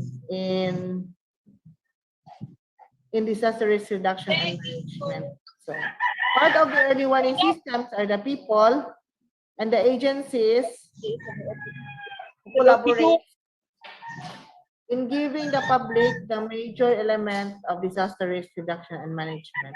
Ang siya process is para ma-prevent yun nato ang akong impact sa disasters sa atong community. It is a chain of information and communication systems that includes the event, decision support, and the message brokers and subsystems. Everything is ang pamaagi aron makahibalo ang public na ma-lessen jud ang impact sa disaster sa ilang community. Kung sa involve ani the major agency jud labi na kung weather condition ang ato ang istoryahan is Philippine Atmospheric Physical Astronomical Services Administration. Asa no? Sila yun na din ha, yun ta nakabase labi na weather conditions ang ato ang basehan. Another is when it comes of landslides and earthquake, diri punta in partnership with PVOX and MGB, so Mines and Geosciences Bureau. Prior to sa possible impact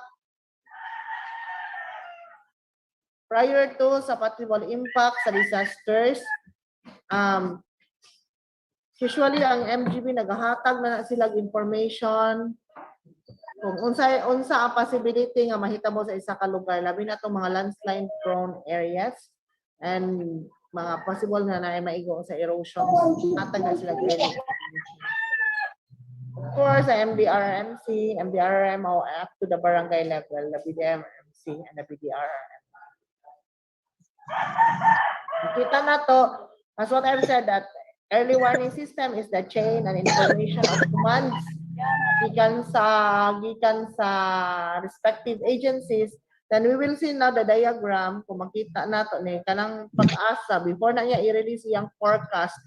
Agi pa na siya process of collection, say rainfall and kanang satellite images of collection sa mga water or kanang contents sa kadaghan sa ulan. Ilabay na niya dito sa satellite image. Paglabay niya sa satellite image, ilabay sa weather station. From weather station, i-broadcast na siya dito sa community. that includes atong cellphone. So kung makita na to, NDRRMC usahay no, mo-text sa to before sa bagyo. Pero most likely mas mo-text sila kung nailin. In the municipality of Kapalong still until now in the modern time nagagamit gyapon tag indigenous na early warning system. Kung possible nakakita na mo ani, tinatawag nato ni siya og flood markers. Flood markers that being installed dito sa atong mga tributary river, muhatag siya og kuan. Signal kung posible ba mabaha ang Maniki o dili. Signal kung posible ba nga muapaw ang tubig sa Buganon River or dili. Halos ato ang tanan tributary rivers that includes the river of Sampaw, the river of Simong, river of Tiporsia, and even ato mga rivers sa Gupitan, nag-install tag flood markers nga mag-inform sa ato kung unsa kadaghan ang tubig nga nila na posibleng makabaha. Okay. As of now, sa Kapalong Buwag, moingon gali ng ato ang MDRRMO, kanang moingon gali sa MDRRMO account sa Facebook that ma-picture siya sa ato ang tawag mo-picture siya sa Libugan River through the Jumbo Bridge, tapos mabutang siya normal, increasing. Magbutang na siya og 7 point something, water level sa 5 point something. Makita nato na numbers ang ginabutang sa atong official page. That means nagahatag na siya og warning signal, mao pa lang na ang water level. Bisan pag-unsa siya kadako, makita nato lapad na kay na dinha ang ato ang moreover ang ginatanaw nato is ang kataas sa tubig nga muhatag siya og signal kung siya sa poblasyon sa Maniki. So the early warning is 7.3, other stream point is 7.5. Among also the early warning is ang installation nato of public address of which there is MDRMO natay isa. Ang sirin sa munisipyo nga mutingog at anytime kung posible nagabaha. Ang sirin sa munisipyo nga mutingog siya og 10 oras og naatay isa ka early warning dinha nga system nga ginapatingog nato sa Maniki Central, muhatag siya abiso og alerto kung kinahanglan na magbakwet ang katawhan. Okay. Part of the early warning system is that ang ato ang paghatag sa public og information kung nanagalit tayo weather conditions nga possible that will affect or possible to develop into sa disasters nga mahimong impact sa kinabuhi sa katawhan is that the public information through the handheld radio na-inform nato na ang mga barangays unsa na ang status sa atoang mga ulan, unsa na posibilidad, asa na ang exact location anang bagyo, unsang implications. Of course, apil ang ato mga cellphones maka-receive man pud no. Wala na nato ginasat aside that we receive also information from the national. Okay. Apil sad ang tao, kita labi na kita nga taga Kapalong, of which kung naatay mga paryente sa low-lying, say from Asuncion, Carmen, of course we can be the medium or the instrument of the warning dito sa atong mga kaparentihan. Pero no. Isn't gossip ha? It's the truth. Dapat ang tinuod ang atong inasulti. Mga auntie, mga uncle, pag anda mo din ha kay baha na ang Kapalong, ang tubig padulong po gihapon din ha sa inyo. No? So we are part of the early warning as long as ang tinuod at actual lang atong maihatag ang information. Dili ang chismis. Okay. Most likely, mauna na siya ang cover sa disaster risk reduction and management.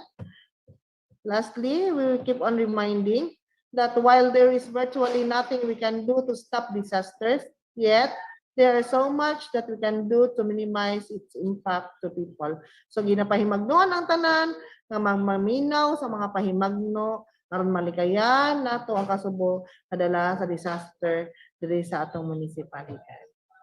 That's all for my presentation this morning. If you have questions, you may chat or you may raise your hand to be acknowledged. Students, any question? Pwede na to siya type sa chat. Any questions regarding sa presentation ni Ms. Dymphna?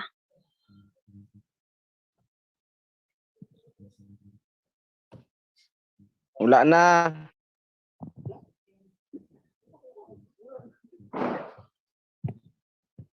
Okay, anyone?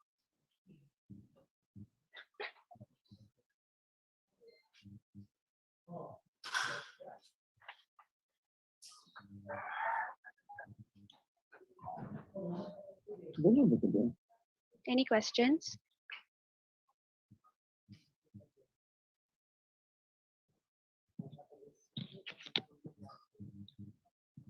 Okay, none so far. How about the others? Wala na, ma'am. Wala na. Okay, so we'd like to ask si Ma'am Dymphna ang mag-ask sa any students, sa ating participants. Pwede ka mag-ask, Ma'am Dym. Yes, ma'am. Ganahan ko anak nga portion. Sige, Ganahan ko ani nga portion kung naabay natunan.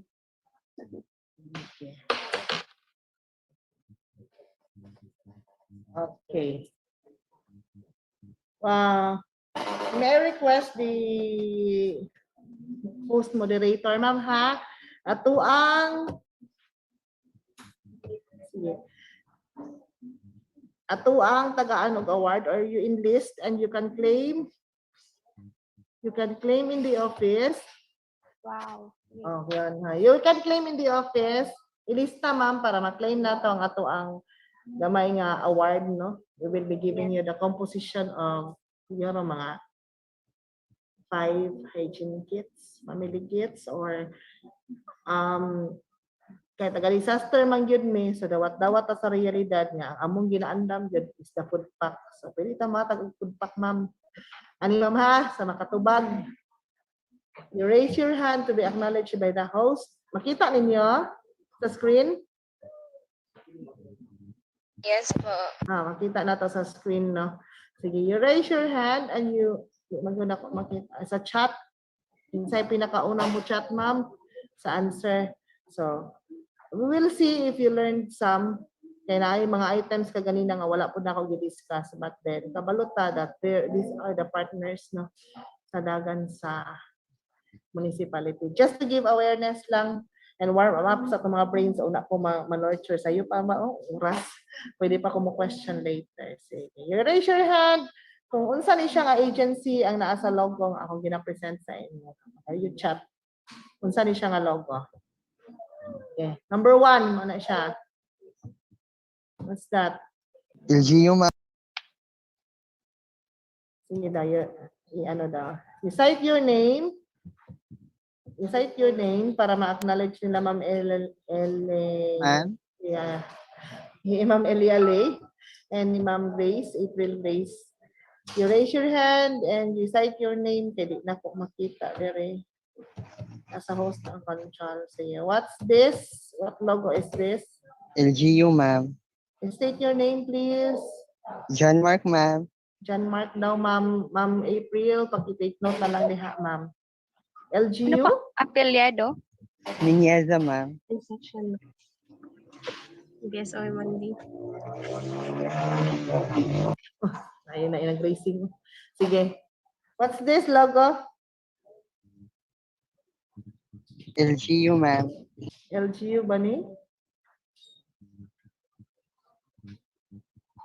More particular daw ba LGU ba ni? This is the logo of dagan by LGU nga unsa. Sinapay LGU. mag... Dali ha. Dali ha, tanaw ko. Anong di siya mudagan? Hindi siya mudagan, Kin. Kin.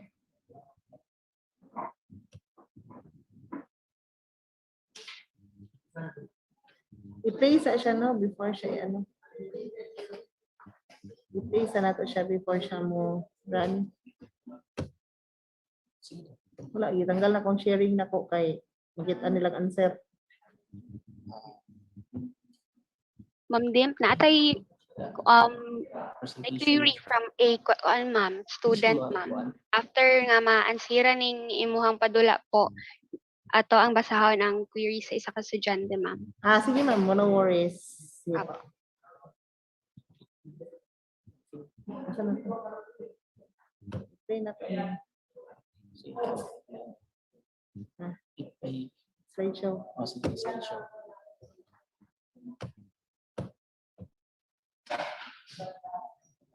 Slideshow na.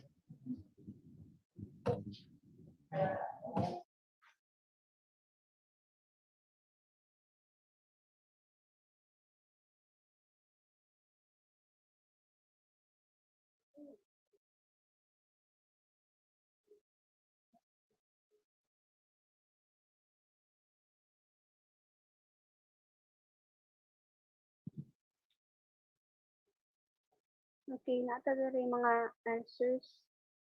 Makita naman chat ma'am. Okay. Nakita ang screen. Naklaro ang screen, ma'am. Ma'am, klaro kang answer, ma'am. Okay na to, ma'am.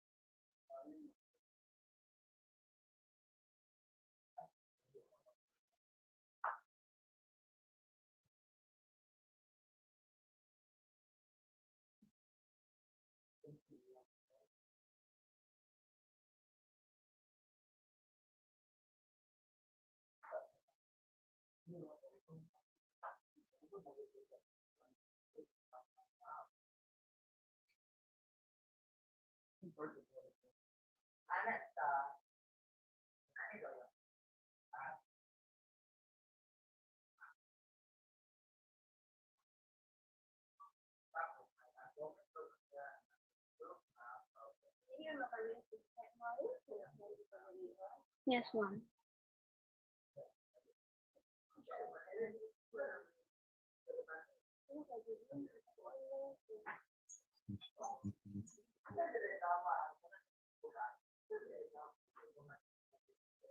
Okay. Hello, anak ko. Okay, unahan natin yung question ni JR Lumbab, no, from BPA 1C. Hello ma'am, if ever po na ay bagyo, ma'am, tapos walay kuryente, nag-brown out, unsaon na mo pagkadungog sa early warning signal po? Okay. So usually, are you there, JR?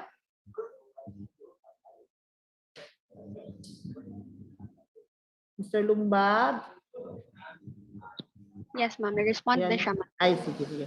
So if ever man, hinay bagyo, ang early warning is ginahatag nato ng early warning signal before sa bagyo. So early warning man siya, no? And then kung ang atong concern is unsaon pagdungog sa early warning signal, usually ang nagahatag og signal or nagahatag og public address regarding sa preparation on the alertness is kita diri labi na diri sa munisipyo, we have our contingencies and backup of power supply. So don't worry about that kay ang atuang munisipyo is naka-backup man mi, so we will be giving the public announcement kung wala na jud moy linya sa kuryente or wala na jud kuan ang isa ka community. Then also ang atong mga BDRRMC has the mechanism kung saan pagpaabot sa atuang mga communities ang early warning. So ang ato yung buhaton is that magmaigmat ra gyud ta sa reminder sa atong government and sa mga agencies na angay muhatag sa tuwa sa information. Yan. Say, kung buta nila to, catastrophe na, mas catastrophe nga, wa yung signal ang tanan, then as what I have said, ang tao is pwede mahimong mechanism for an early warning. So kung dili gali siya na ma-reach out o electronics, electricity, and social media, then the man-to-one mechanism ang atong ginahimo. Natubag?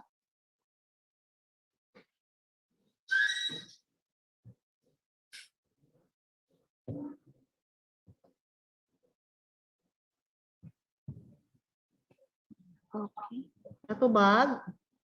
Yes, ma'am. Nag-respond na siya, ma'am. Okay daw po. Thank you. Kita ma.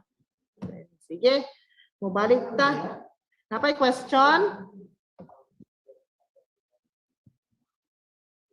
Department of DA. Na-bonus na to.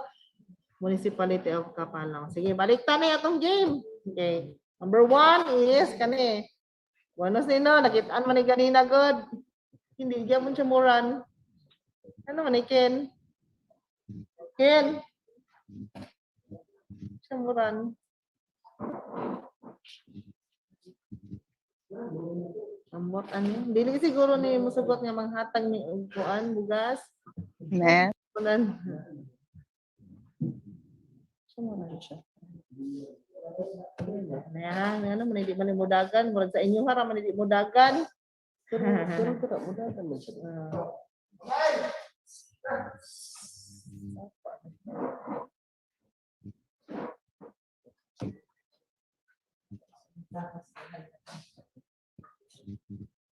Okay, tapyan nga lang ito kanina.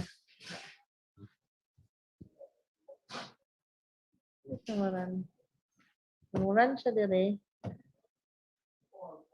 Ay, dako siya. Okay.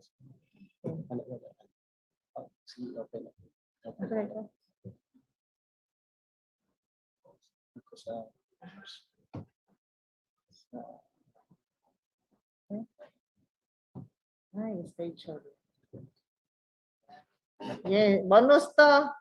Bonus. Sige daw. Ito na next.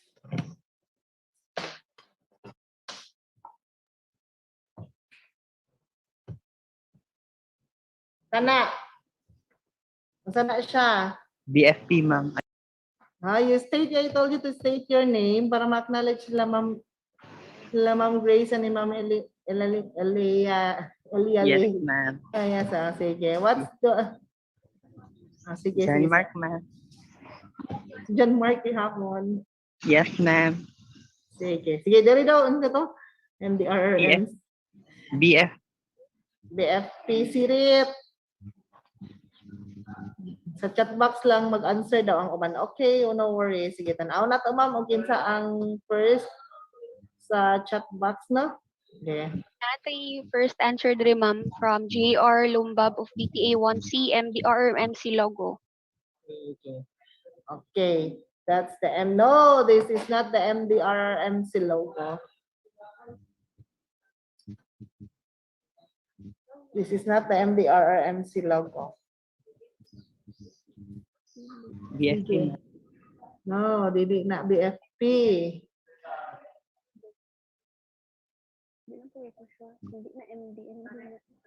Okay, we have the answer here, Jajeline Sorogarol. Okay. Ana? Sige. That's the logo of the MDRRMO. Gyapon mo ron kin, ngano man ni kin? So we have a winner, MDRMC Kapalong, answered Hindi, by siguro. Jajeline Sugaroy. Hindi may sa inyo, haha.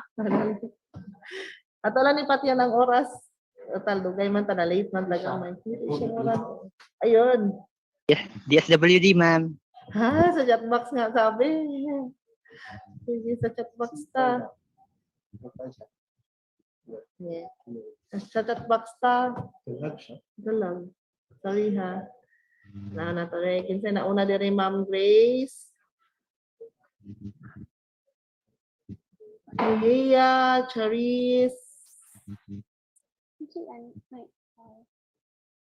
Mia Charis of BPA 1C. Say answer. Siya answer kin. Check ma'am ha. Hindi siya muran. Galag yun eh. Galag. Di man. Mia Chari. Hindi siya din. Lingay na ma'am. Sige. Kami hatag na ko ang control sa inyo ha, ma'am, sa answer, ma'am, ha. Kaya na nakauna. May siya moran. Ay.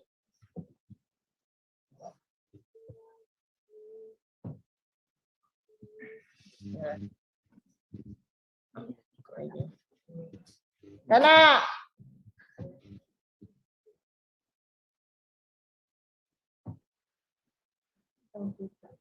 Ito na po siya sabay.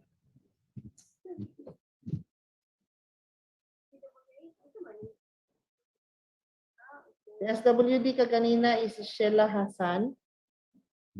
This time, wow, kahawd aning JR Lumbab eh. So, ni Inday Lumbab ba? Diba? Tama ko. That's DPWH. Next, kana! Your lumbag to ma'am na. Yes, ma'am.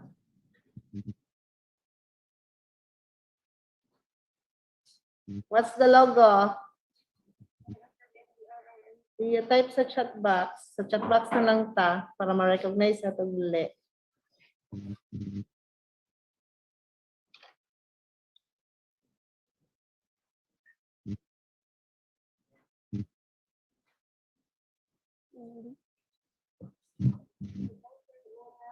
Pirit?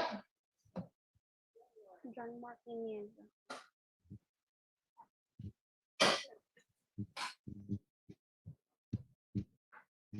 Okay.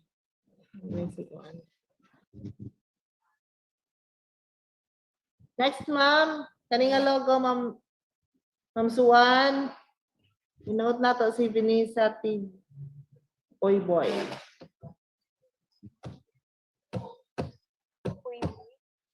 Okay, that's the NDRRMC logo.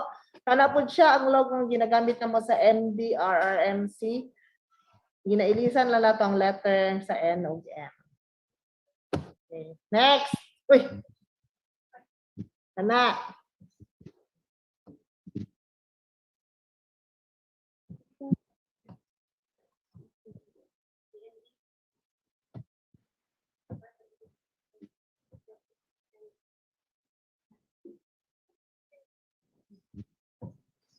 Office of Civil Defense. Ma'am, kay Jujilin Sugarol ng OCD, ma'am. Office of Civil Defense.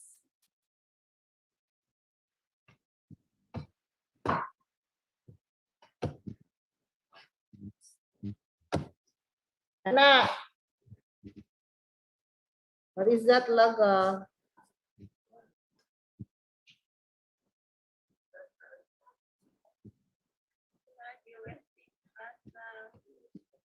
Ha? Ma'am, kay Vanessa. Ano ni Vanessa? Miss Vanessa Tibog.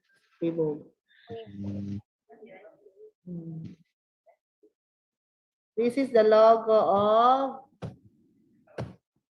DOST. Next, kada.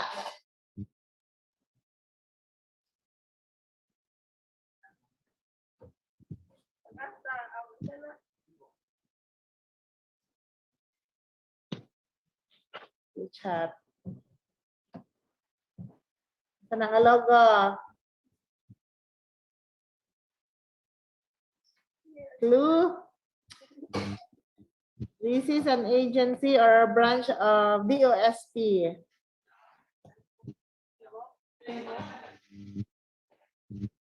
C.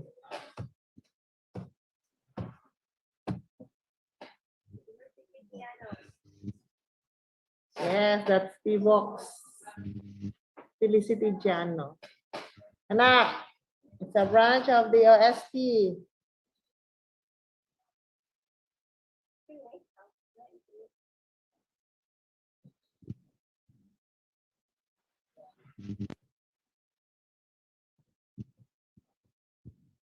OST Pag-asa. Anak.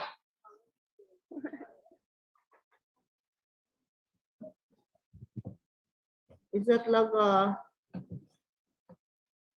Menro. Menro?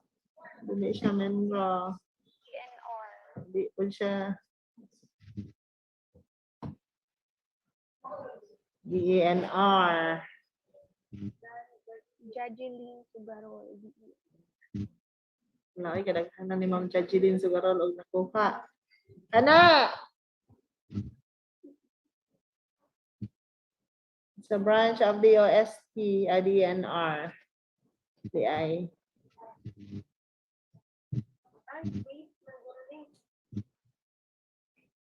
Gawas na ganina sa akong presentation.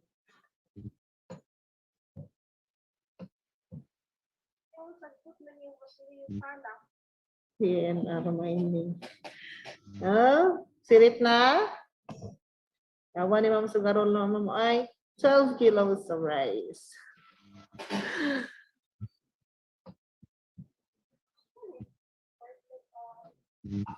Wala na? Saan eh? Okay. This is MGB. Tama si Sir Marlo Valdez. Yes. MGB. That's MGB. Wala na. So, those are the partners na to as part of the DRRM. No? Moto sila ang mga partner agencies na to into sa disaster risk reduction and management and disaster risk reduction and management as well as our partners in the early warning systems na naghahatag initial information of possible impact of lives sa tao and possible impact sa ato ang properties, possible damages in terms of mahitabo nga disaster. Now, enjoy ko ani ma'am. Ako gyapon mo question ani ma'am, og di sila mangutana ma'am.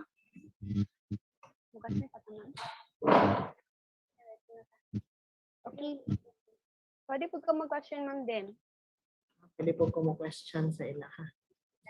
Sige. Points. Tayo siguro tali face to face.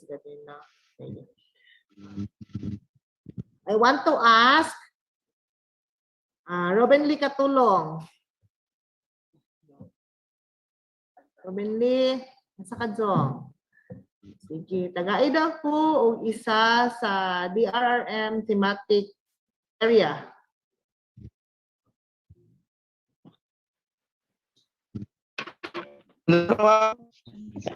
Gai ko o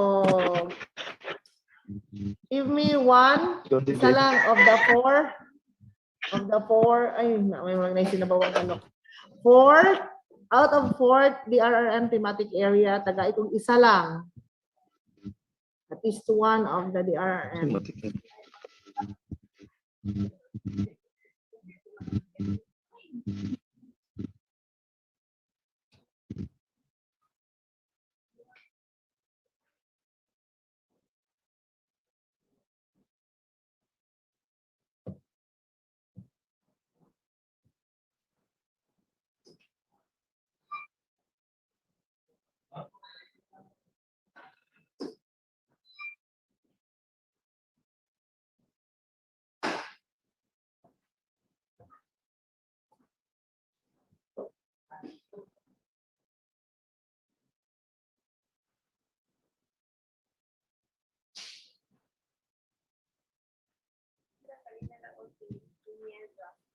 Or nawala na ang imong gitawag ma'am Dim. Ay, nawala siya. Sige, mangita. Nag-leave the group daw. Ha, nag-leave the group. Sige, mangita tag-usab. Si Sir J.R. Lombab daw, be. Kaya hawad kayo, ngayon pag-hint ka ganina sa logo. Hint, ma'am. Sir J.R., tagay kong at least duha. Ano kayo, mag-attentive me? Duha ka DRRM thematic area. Thematic area. Ano ma'am, disaster response and disaster recovery and rehabilitation. Ah, yes, correct. Sige. Sige, Grace. Miss Ricky Grace, napaka. Simulib po ni ma'am. Me, ma'am. Ah, sige. So, give me the last two. Itong duha. Timbawan. Timbawan, ma'am. Duha ka thematic areas. Disaster prevention and mitigation, ma'am, and disaster rehabilitation and recovery. Okay, Siri. Okay, at least na duha. Joanne Binavista. Tagai pa kong duha that had not been mentioned. Give me the two thematic area na wala pa na mention.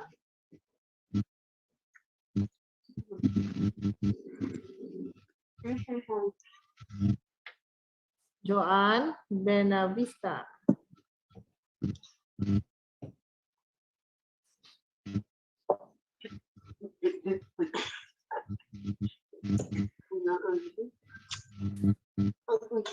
Ako to. Si Joanne Benavista.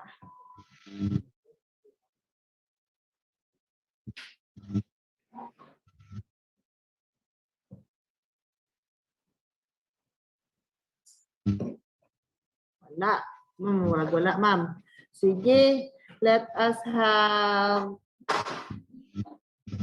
Presenter. Sige daw, ma'am. Sige daw, ma'am. Kita tong presenter, ma'am. Si Tibog Boy. Sige daw. Sige daw, Tibog. Yes, ma'am. And Thursday.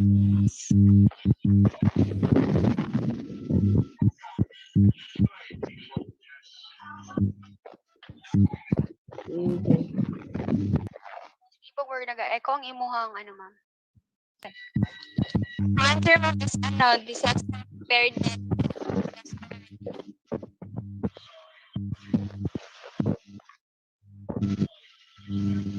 Yeah, at least na-mention na ang disaster preparedness, no?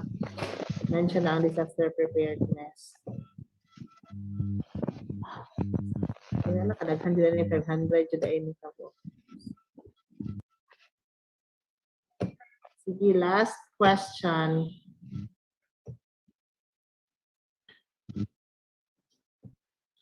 What are the 4 R's? What are the 4 R's?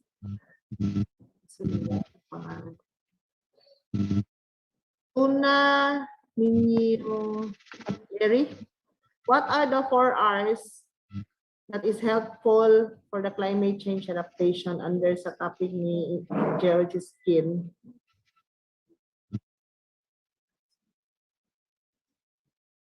Minyo? Ma'am. 4 R's. Reuse, reduce, recycle, o kalimot ko sa isa, ma'am.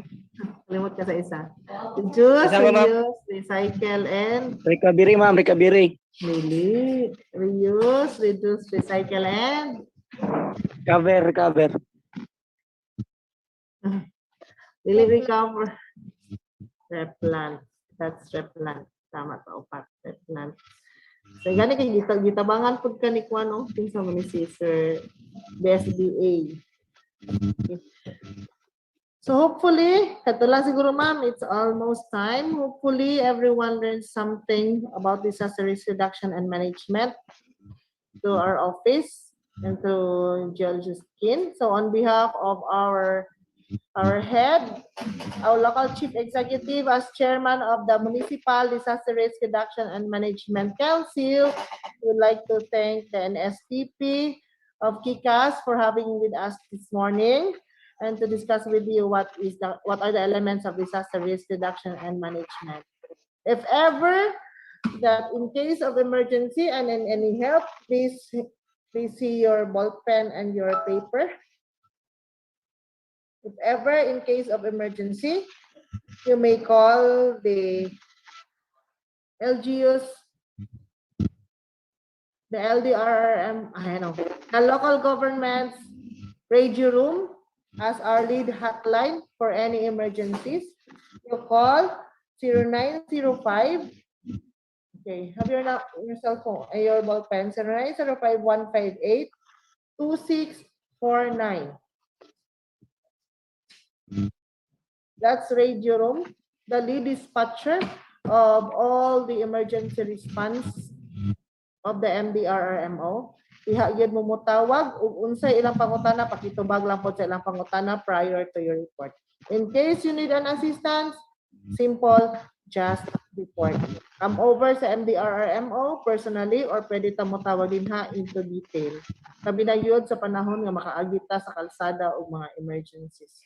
May call that hotline and i-dispatch nila ang personnel dito sa MDRRMO office. So, with that, thank you again on behalf of Honorable Maria Teresa Artimbol, our MDRRMC Chairman, the Mayor of Kapalong, and also our Executive Head of the MDRRMO. Thank you for having us this morning and hopefully you learned something about us. Kung napatay pangutana, pwede rin ta mo bisita diri sa opisina o ato atang entertainment. And every one of you, pila ni sila Ma'am Suan, pila gani sila tanan? 500.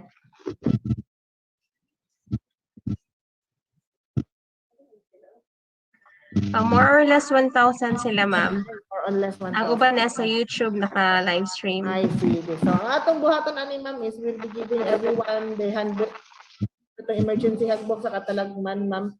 So, i-turn over na mo sa inyo sa KCAST for mechanism sa distribution sa mga STP students. Sige. Good morning and have a safe, COVID-safe day ahead sa atong tanan. Thank you so much po, Ma'am Dymphna T. Palapar, for sharing your knowledge, ma'am, in regards to disaster risk reduction. So at this moment, we'll award the certificate to Ma'am Dymphna. But before that, I will read to you the citation.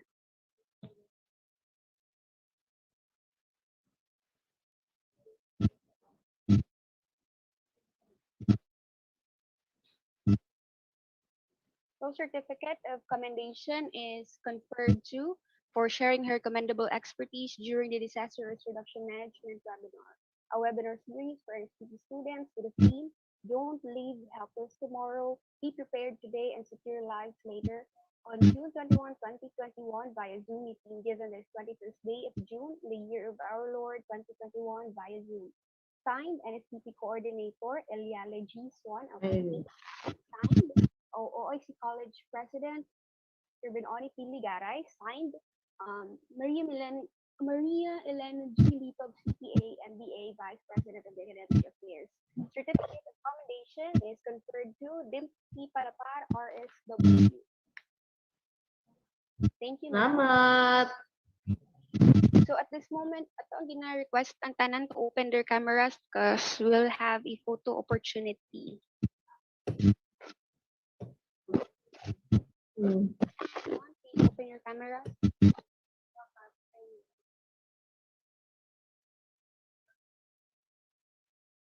Natay duha ka screen. So sa first screen, ina-request nato from kinsa man ni sila. Karen.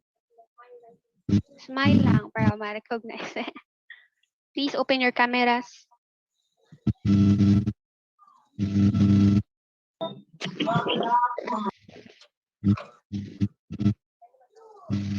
Sige. Open your cameras. Let's take a picture. 1, 2, 3.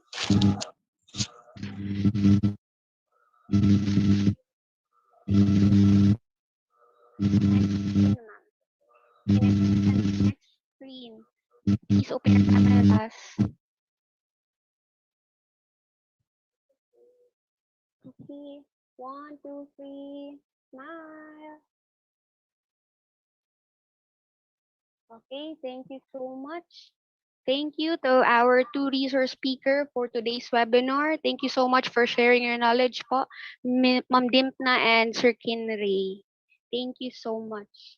So again, don't forget our webinar series for tomorrow and for the next day for Waste Management Reduction Seminar to be held tomorrow, June 24th, same time.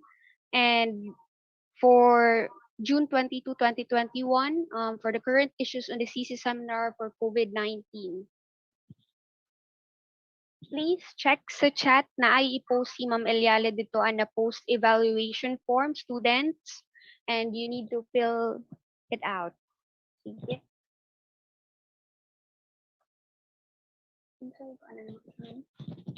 Pwede na ba sila mag-view after nila ma-open ang form?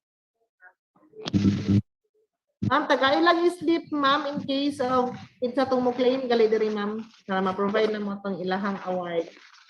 Yes, ma'am. Okay po. Okay. Thank you.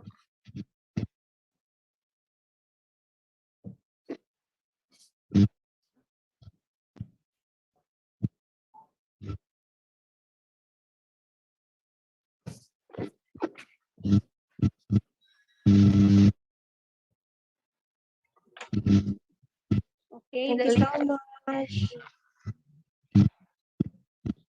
Thank you so much. And then, doctors, Thank you, Ma'am Dymphna and Sir Ken. Ma'am, anytime. Ma'am, thank you din po.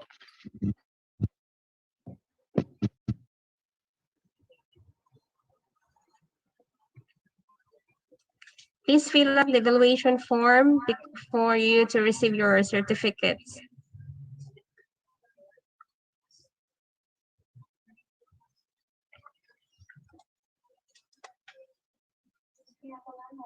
Yes, sir.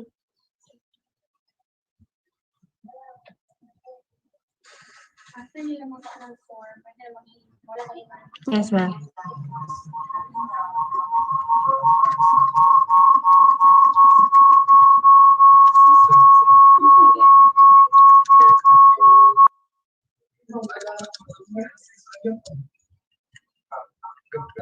Mag-share lang ko lang. students, after ninyo ma-fill ang form, you can now leave the meeting. After ma-fill ang form.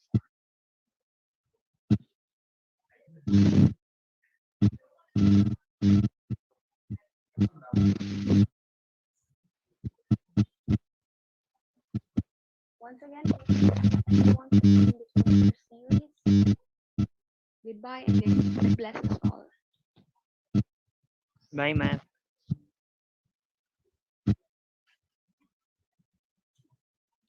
Wala tingog, ma'am. Wala tingog ni.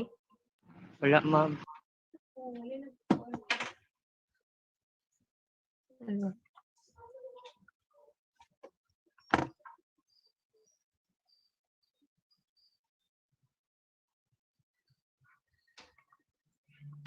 Salamat kaayo sa imong gugma. Sana ko. Sana ko.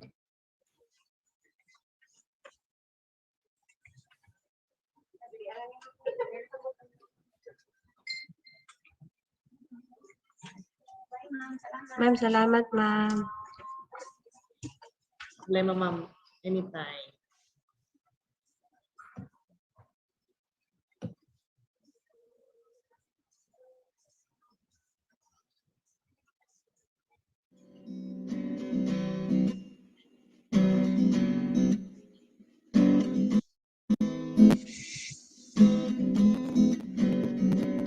Hey, the world needs you today. No, you can't stay. Change will fly away to make your way. Lead a brand new day, don't you run away. So stand up, act and pray. You have the knowledge, you got the power.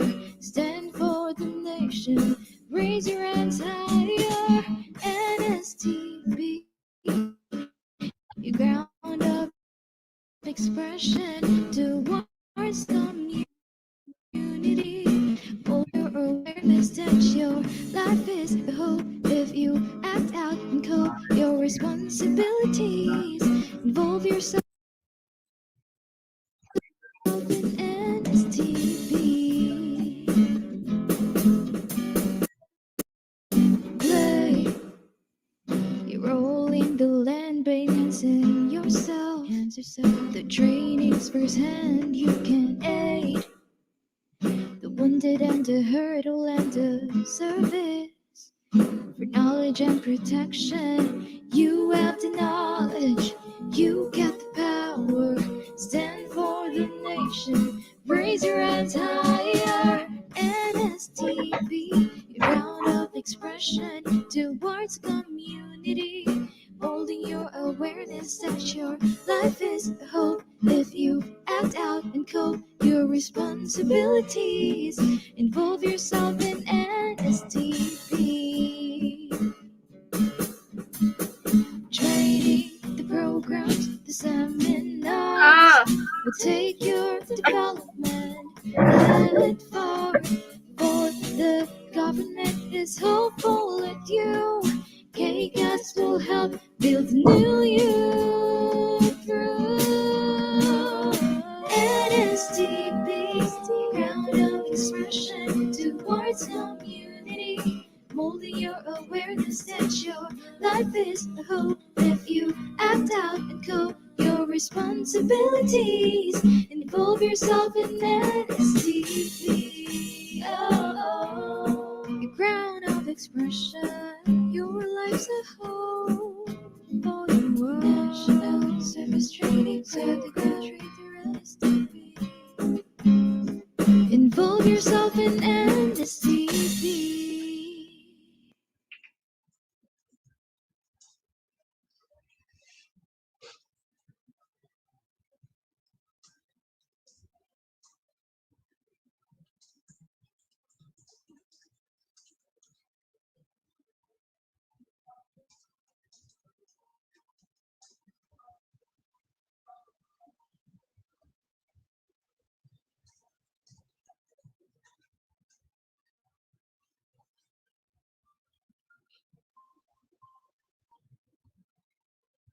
Bye, ma'am. Thank you.